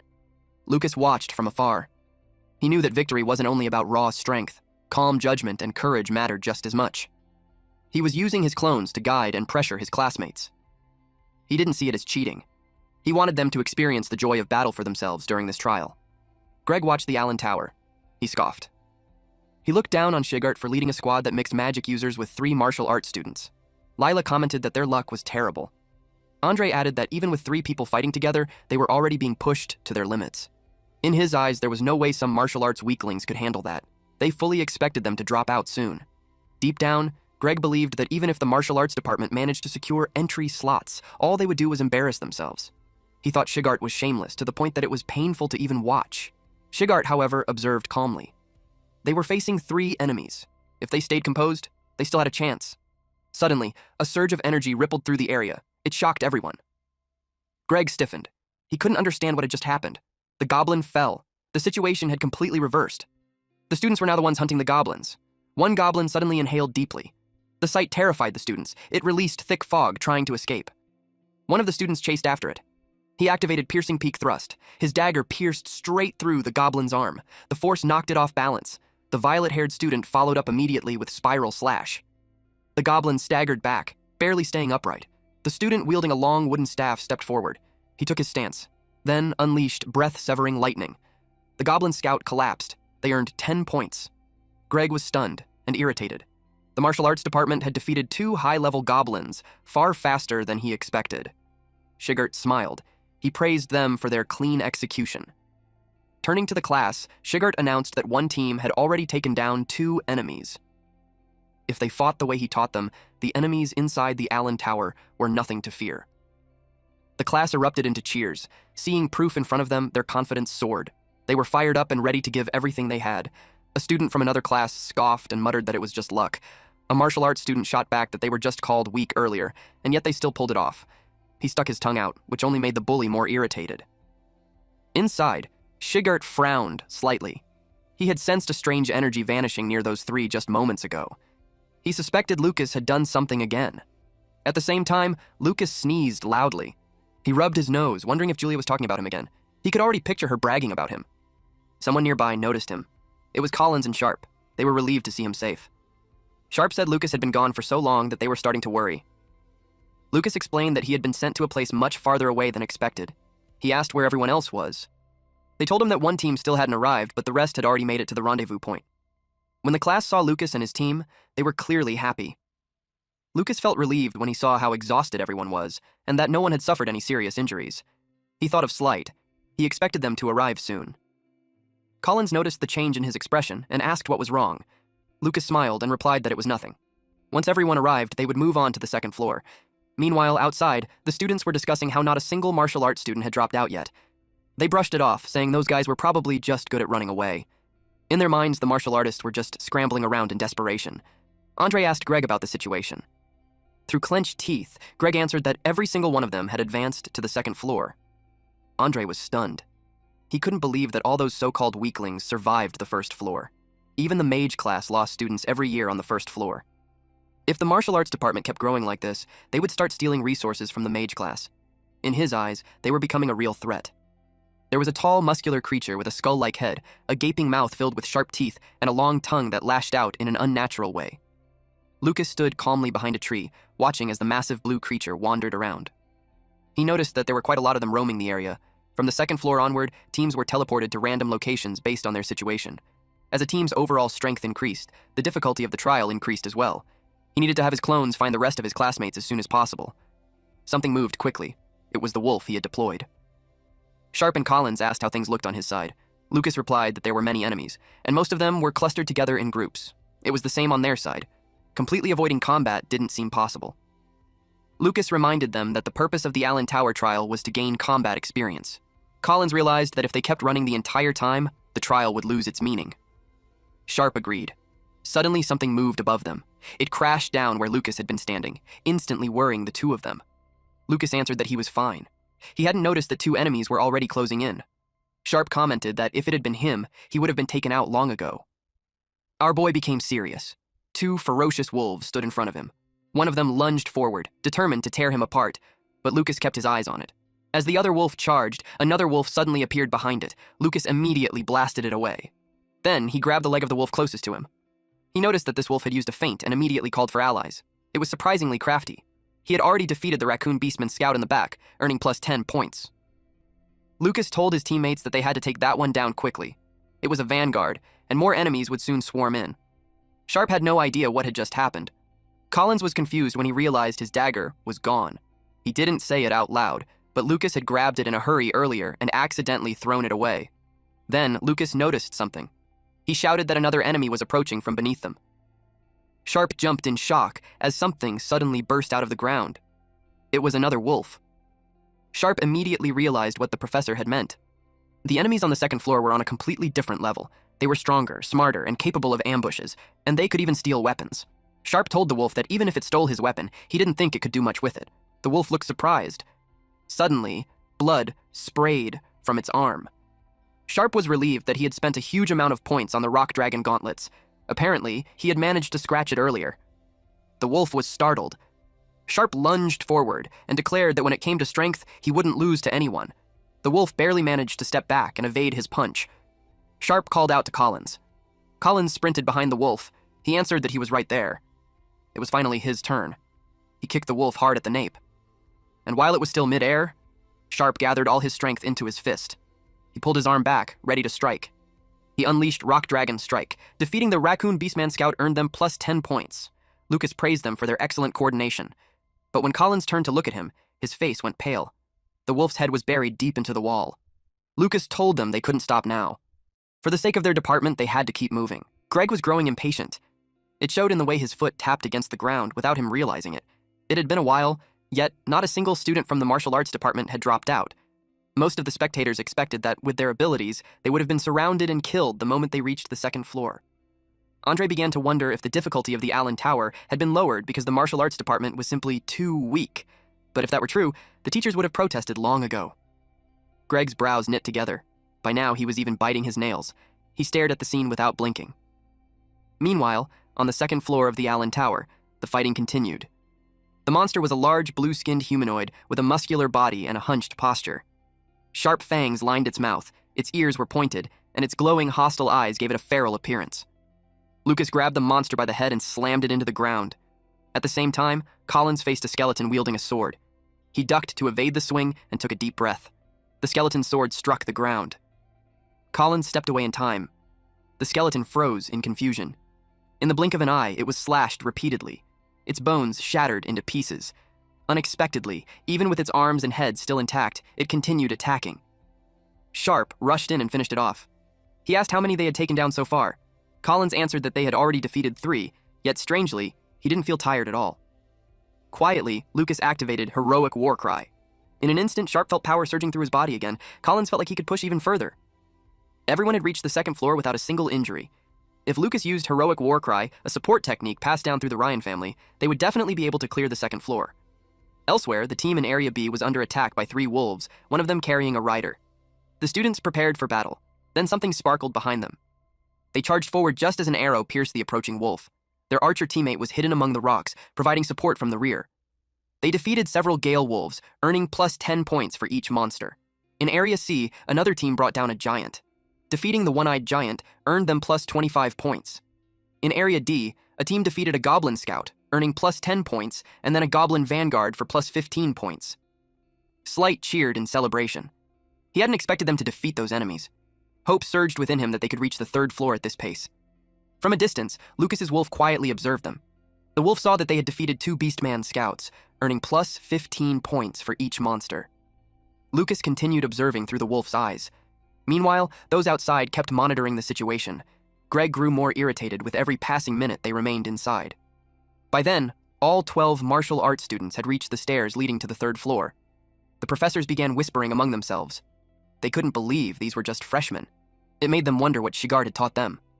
None of them expected the martial arts department to reach the third floor. Greg felt nervous, but he still believed it wouldn't happen. Some of the martial arts students were already nearing their physical limits. Greg grinned when he realized they would be forcibly ejected at any moment. Meanwhile, the students continued climbing the staircase. They were completely exhausted. Collins even stumbled. Luckily, Lucas caught him in time. Lucas asked if he was okay. Collins said yes, but it was obvious he had reached his limit. His hand had already started turning holographic. He told Lucas not to worry about him and to go on ahead. Lucas stayed silent. The others said the same. Most of them were beginning to turn holographic as well. They encouraged Lucas to reach the third floor. He was their hope, the one who could prove their department's strength to everyone else. Collins was surprised when another student wrapped an arm around him. It was sharp. Even with exhaustion written all over his face, he urged them to at least reach the third floor since they had already come this far. Lucas agreed. They were a team.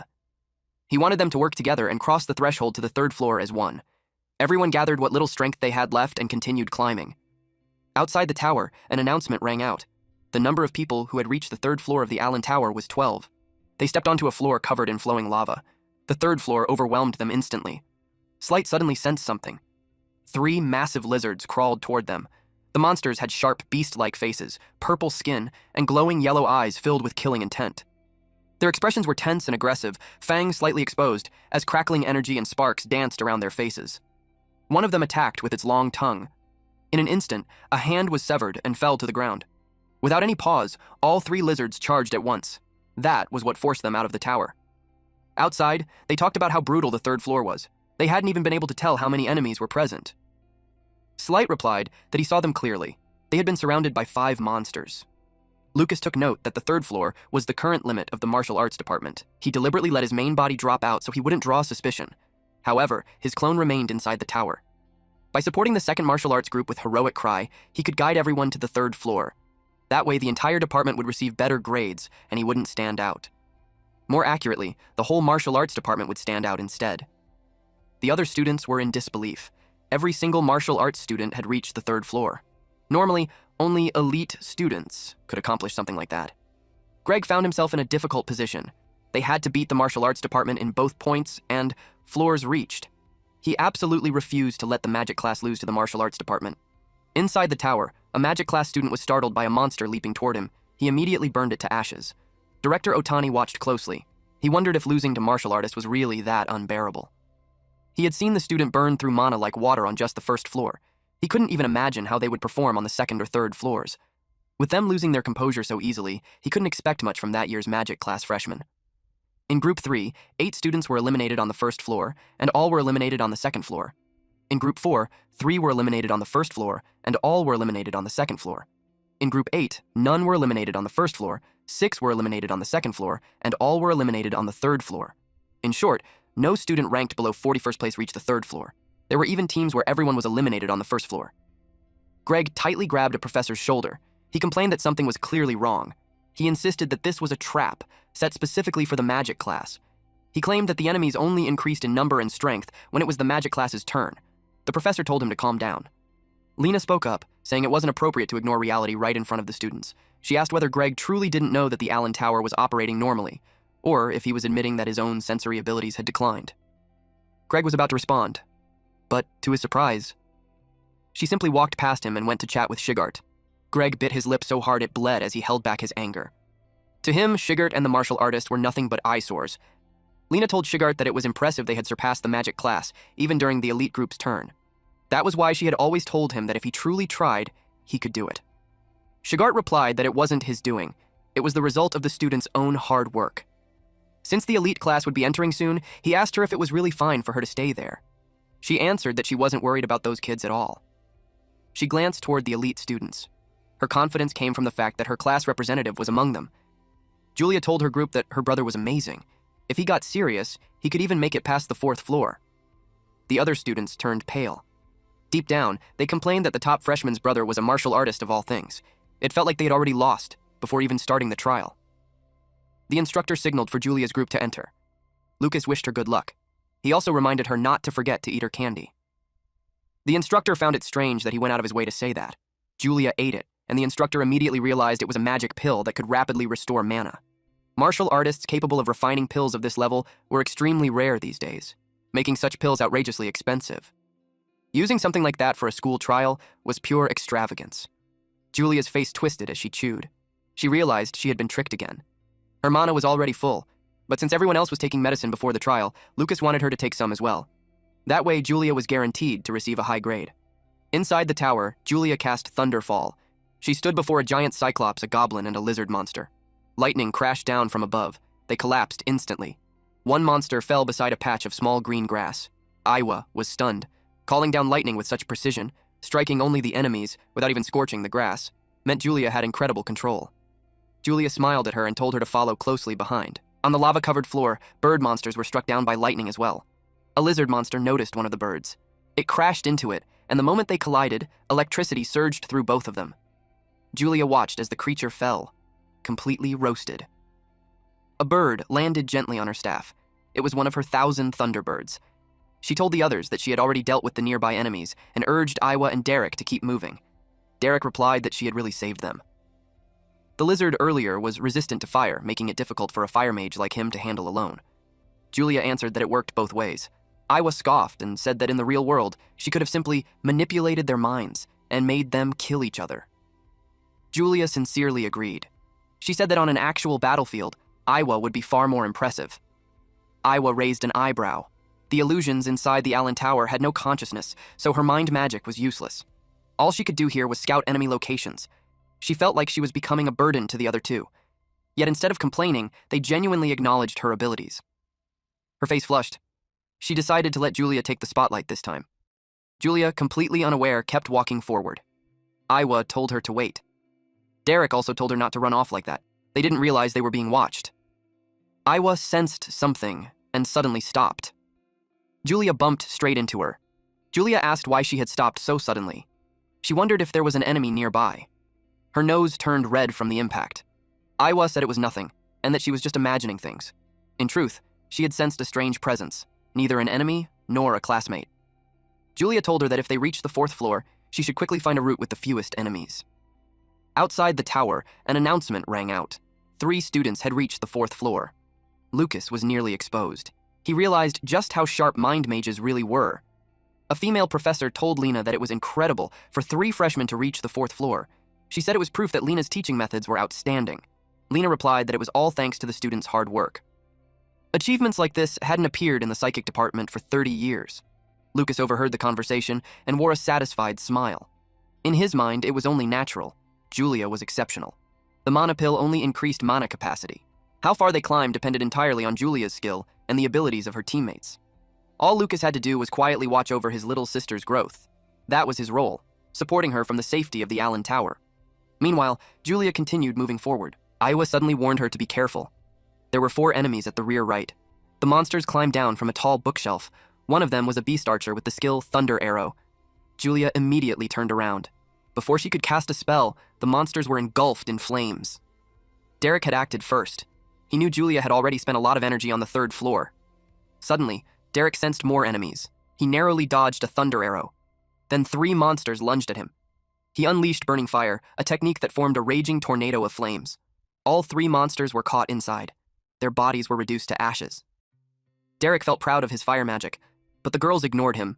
Iwa warned them that they needed to hurry. An enemy swarm was approaching. Julia asked how many there were. Iwa answered that there were over a dozen, and they were closing in at incredible speed. They ran with everything they had. Iwa sensed danger from behind. Arrows flew toward her, and she barely dodged them in time. But the gate ahead began to close. They were trapped. Then, a massive bipedal pig monster with a horn stepped forward. The large orc and its wolf pet snarled at them. And then more appeared. They were surrounded. Only a metal barrier user could break through the gate. Iwa punched the metal bar. She said there was no other way. The orc swiped at them, but Julia raised a lightning barrier. Electricity crawled along the wolf's claws and shocked it hard. The wolf was thrown to the ground. Iwa said that even high-temperature fire could melt metal. Julia decided they would hold off the enemies while Derek worked on breaking the gate. The orc let out a thunderous roar. Several wolves charged forward. Julia kept the barrier up as the orcs and wolves rushed them at the same time. They struck together. Julia struggled to hold on. Iwa shouted that the fourth one on the left was the fastest and the weakest. Julia shifted her focus and zapped it. She noticed Iwa was doing something strange and got curious, but Iwa had no time to explain. She quickly told her there were 3 on the left and 2 on the right. Julia understood. She struck again and left them charred. Iwa continued using her power. If these enemies had been from the 3rd floor or below, they would have been blown apart already. She realized the monsters on the 4th floor were on a completely different level. She told Julia to take out the one on the right first. Julia followed her lead, but her mana was running low. She admitted she could only restrain the giant's movement for now. Iwa knew they were in trouble. She told Julia to look for an opening and take down the wolf. Deep down, Iwa felt Julia had already done more than enough, and that she was the one who should be apologizing. Julia struck the wolves with lightning, and that finished them. They collapsed to the ground. By then, cracks had spread across the barrier. Julia said they had beaten them all. The giant was still restrained, so they were safe. For now. She grinned at Iwa and asked if she could brag about protecting a classmate like a proper class rep once they got out. Iwa told her not to get carried away, and Julia just laughed. Suddenly, Iwa sensed something. She shoved Julia away. The barrier shattered, and Iwa took the hit instead. She couldn't believe it. She had made a mistake. She hadn't sensed the new wave of monsters approaching. Her body began to fade. With her last strength, she told Julia to run, now. Julia's eyes widened as she saw Iwa slammed into the ground. She screamed, "No!" as tears poured down her face. Derek incinerated the monster. He told Julia he could only open a gap small enough for her to squeeze through and ordered her to go immediately. But she refused. She wanted to fight together. She wanted to keep going. Derek yelled at her not to waste her remaining mana. The giant punched him.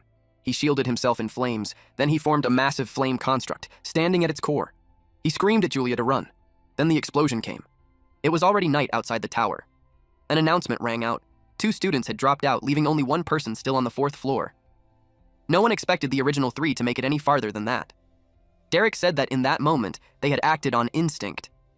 They protected Julia, the only one with a real chance to keep going. He believed they did well. Iwa replied that she was just returning the favor. If this weren't Allen Tower, where mental magic users were heavily disadvantaged, she wouldn't lose to anyone. She walked past Julia, who was still sitting on the ground. She glanced at her. Director Otani noticed their teamwork. A scout tracking the illusion's movements, and an engineer dismantling traps. Each of them understood their own strengths and limits and made the right decisions because of it. He thought it was magnificent, and he believed the same applied to the 2 still inside the tower. Inside, the library was burning. The giant orc lay sprawled on the floor as Lucas kicked it hard, blasting it into the wall. He had defeated it. From the footprints, he realized Julia had already passed through. Elsewhere, lightning lit up the battlefield. Julia struck down several enemies at once. She pushed herself forward, determined to reach the safe zone before her mana ran dry. Different kinds of monsters blocked her path. Her cheek began to turn holographic, but she thought of everyone. She screamed at the monsters to get out of her way as she blasted them with lightning. They all fell together. She refused to let Derek and Iwa's sacrifice be wasted. Then she noticed something at the edge of her vision. She froze in confusion. Something had flown past her, and suddenly, she didn't feel as tired. It was Lucas. He used Hero's War Cry, boosting fighting spirit to reduce fatigue and increasing defense and attack power by 30% for 10 minutes. With that, he believed she could clear the 4th floor. Allen Tower would close once all the students finished their trials. If he wanted to investigate the upper floors, this was his only chance. Suddenly, he woke up underwater. It was the 5th floor. He could tell from the entrance alone. He started swimming. A massive lanternfish monster drifted nearby, along with an aquatic humanoid creature. Lucas hid. He chose to avoid unnecessary fights and save his strength for the 6th floor. The aquatic humanoid checked his hiding spot. It froze when it found nothing. Instead, another aquatic humanoid stood there. The creature stared in shock. What it was seeing was Lucas's shape-shifted clone. Realizing the fisherman-type monster wasn't very smart, Lucas moved on toward the 6th floor. 5 minutes later, he burst out of the water. On the way, he casually knocked aside a huge red serpent monster. Meanwhile, Julia was being chased by a beetle monster. She ran as fast as she could. 10 minutes later. Lucas kept pushing forward, cutting down several monsters along the way. Julia ran into another wolf monster. Her brows tightened. She gathered her remaining mana and struck it down. 20 minutes later, she stood before the entrance of a tall tower. She stepped inside and immediately collapsed. She had reached the tower's interior, a safe zone. At the same moment, Lucas arrived at his destination as well. Both of them were relieved they had made it. Lucas stood before a portal. He reached out his hand and froze. He was floating in the cosmos, He couldn't believe it. This was the 6th floor. Lucas stepped onto a floating rock. He noticed there were no monsters. There was no concept of space either. All that stood before him was a stone monument. He extended his hand. He wondered if the monument was absorbing his battle aura. His aura flowed into the symbol. It showed an axe at the center, with a sword and a spear placed diagonally, facing opposite sides. The symbol glowed brightly. Director Otani realized that the child he was observing had truly reached the 6th floor. He confirmed it was the war god's legacy, but it came with a problem. Lucas's sister was nearing her limit. Julia now faced a gigantic lanternfish. How much knowledge Lucas could absorb before the Allen Tower closed depended entirely on him. Lucas felt overwhelmed. His mind was pulled into a vision. The war god stood before a massive void. A pitch-black, round creature spoke. It told Mars that it had won this time, but its seeds were already planted in the world. No matter how many tens of thousands of years it took, it swore it would return. Mars's golden light shot into the sky. Annoyed, he told the creature to stop its noisy babbling. He clenched his fist. Power condensed into a single point. He roared for it to die already, then unleashed the war god's supreme art, Heaven Breaker. As the vision zoomed out, the black mass revealed itself. It was a pupil. The entire thing was a massive eyeball, bathed in Mars' golden light. The impact cracked the eyeball. Seen from outer space, it was the eye of a colossal dragon-like monster. The giant creature grinned. Lucas was stunned. He wondered if that vision showed a battle from the war god's past. He didn't know when it happened, but the evil entity had claimed it left seeds behind. That made him think of the Minotaur and the zombie monster from before. He decided he needed to investigate this more thoroughly. He touched the stone monument. A massive holographic hand suddenly reached for him. Lucas sensed it and dodged, thinking it was an enemy attack, but he quickly realized the target wasn't him. The hand struck the stone monument instead. Lucas could no longer read the section where the hand made contact. Then the hand pulled back. He finally understood. It had been aiming for the monument all along. Though he avoided the attack, he was still ejected. That made him think Julia had dropped out. With the monument gone, there was no reason for him to remain in the Allen Tower. His clone merged back with his main body. Shigart noticed him and wondered what had happened this time. Lucas could feel that something inside his body had changed. He wondered if it was because he witnessed the war god's technique in that vision. The gears of the tower's lock began to turn. On the screen, Julia appeared with a smile. Director Otani hoped these young ones would continue to devote themselves diligently. The trial had concluded, and the Allen Tower began to close. Just then, the final participant completed their challenge. The instructor urged everyone to welcome her with a round of applause. Kai had been asleep, so the sudden cheering startled him awake. He was shocked to learn that it was already over. Julia had rewritten the records of the Allen Magic Academy. She exited the tower with a bright smile. The instructor announced that she had reached the 5th floor. Director Otani entered the library. Someone was already waiting for him and had poured the tea in advance. Director Otani turned toward that person. It was the headmaster. He assumed Otani already knew why he was there and bluntly asked what had happened during the Allen Tower trial. Director Otani accepted the cup and replied that there should not have been any irregularities. The headmaster said it was strange that the mage class freshmen performed so poorly. Many students had failed to earn even a single point. Director Otani pointed out that 18 students scored 0 points, and last year there had been 12, so it was still within the margin of error. But the headmaster argued that the number of students who reached the 2nd floor was only half of last year's. Director Otani suggested that he ask the mage class advisor about it. He added that he personally wanted to question how they were teaching if students were losing their composure that badly. Then he pointed out that the headmaster was so focused on the mage class that he had overlooked an anomaly in the martial arts department. That made the headmaster ask what kind of anomaly had occurred in the martial arts department. Otani replied that 4 students had their martial artist restrictions loosened after the trial and were on the verge of leveling up. Shigart was currently assisting them. The headmaster was shocked. He asked if that meant the Allen Tower might accelerate a martial artist's growth. He knew it would be disastrous if that information became public. The world was full of martial artists desperate to level up. Both he and Director Otani were growing old. He had no intention of holding the Allen Tower trial again, except to find a strong martial artist candidate to become the next caretaker. He instructed Otani not to speak of it until the information could be verified. Director Otani replied that he understood. He added that a genius of the century had appeared this year, so the headmaster should be happier. Meanwhile, the mage students were chatting excitedly about how a mage had set a new record. They exclaimed that Julia was truly a genius mage. They also said it was a shame that she had such an incompetent martial artist for a brother. They envied that man. Jeremy overheard them and felt his anger rise. Even if he and Julia had different mothers, she was still his sister. Yet Lucas received all the attention.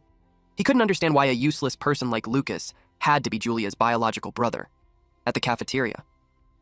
Theodore entered through the window riding on his flames. As expected, the girls immediately squealed when they saw him. He smiled at them. That kind of attention was familiar to him. He believed that even if Julia broke the record, the school idol was still him. But when Julia entered and all the attention shifted to her, his ego took a direct hit. They admired her from afar, whispering about how cute she looked while eating. They even noticed that her meal cost 20 points, and that 20 points meant nothing to her. Theodore cursed Julia inwardly. She had received 1,000 points just for breaking the Allen Tower record. Lucas encouraged Julia to earn even more. Suddenly, Theodore slid over to their table. Lucas noticed how fast he moved. He wondered what Theodore wanted. Theodore told Julia that she was talented, but she shouldn't get cocky just because she reached the 5th floor of the Allen Tower. Julia replied with her mouth full, asking what he meant. He had to repeat himself, but he couldn't continue because he suddenly sensed a powerful energy. He noticed her magical energy surging. If she lost control, it could damage his reputation, so he hurried away, warning her that she would regret it. He made a dramatic exit by riding his flames once again. Julia wondered what was wrong with him. Lucas told her to ignore him and keep eating. Internally, Lucas made sure Theodore would understand that he was wrong to think he could intimidate Julia. He activated Hero's war cry, boosting her fighting spirit and reducing fatigue. Her attack and defense increased by 30% for 10 minutes. Mina approached them and remarked that it was rare for Theodore to leave without saying his usual line, "You cannot surpass the school's number 1. She congratulated Julia, admitting that she was more talented than she had expected. Julia replied that it was all thanks to her 2 teammates lending her their strength. That made Mina wonder if those 2 would also be useful during the goddess's requiem. Lucas asked what that was. Mina realized they hadn't heard of it. So she explained that along with their school, the Kyoto Magic School and the Holy Magic School were known as the 3 great magic schools of the Carmina Empire. Every year, 9 outstanding freshmen were chosen from the 3 schools to determine who stood at the pinnacle of the new generation of geniuses. She was certain that Julia would be participating that year. Lucas found it interesting. He wondered if Julia felt the same way. At the elite class girls' dormitory, someone was being jolted awake by an alarm clock. It was Julia. Since she had proven herself in the Allen Tower, Lucas no longer woke her up in the mornings. She hurried. With toast in her mouth and books in her arms, she dashed forward, using Thunder Dash. She crashed straight into Iwa. Iwa glared at her and told her to watch where she was going. During class, they ended up sitting next to each other. Julia realized she had forgotten her textbook and was on the verge of tears. Iwa noticed. So she pulled her desk closer and shared her book, telling Julia to stop making that face since she could look at hers. Later, in the library, Julia struggled to reach a book on a high shelf. Someone grabbed it for her. It was Iwa. Julia thanked her, but Iwa had already walked away, at the cafeteria. Lucas noticed Julia was deep in thought. She imagined an angel version of Iwa and a devil version of her. Lucas told her that if she really wanted to know what Iwa thought of her, she had to figure it out herself. They headed to class after that. In one lesson, the headmaster demonstrated magic by creating birds made of water. He explained that mastering delicate mana control was useful even in daily life. The students were amazed. Iwa watched from a distance. Julia secretly watched her. She clenched her fist. Then she created a bird made of thunder. She showed it to Iwa, but she used a bit too much mana, and ended up zapping Iwa in the face. Iwa stared straight at Julia, her eyes glowing with a cold, terrifying intensity. Julia went pale and ran away. That night, Iwa walked down the hallway holding a book. When she entered her room, she found Julia sitting there, fast asleep and drooling. The drool was about to drip onto the blanket. Iwa sighed. She noticed a box wrapped in star-patterned paper on the table. Curious, she read the card. It made her smile. It was a letter from Julia, apologizing for what happened. She invited Iwa to go out and included cookies to make up for it. Iwa wrote back that cookies alone wouldn't earn forgiveness, but she ate them anyway and said they were delicious. She added that if she felt like it, she would go with her tomorrow, the next day. Iwa was already waiting and growing impatient. Julia had invited her, yet she was late. Iwa muttered that she was hopeless. Julia arrived and apologized for making her wait. Iwa immediately pointed out that she was late. Iwa froze. She hadn't expected Lucas to be there. Julia cheerfully announced that she brought her brother and that he would be treating them. Iwa had agreed because she thought it would be just Julia. Lucas could see the look of disgust on her face. Julia remained completely clueless. Someone spotted them. It was Maya. She asked the siblings if they were going out. Julia hugged her and asked if she wanted to come along too. Maya asked if Lucas was going with them. Her face instantly turned red. She blushed so hard it looked like smoke might come out of her ears. She accepted the invitation. Iwa grew even more irritated. She didn't even know who Maya was. Julia grabbed both of their hands as they started walking and announced that they were heading to the food district in Daku Town.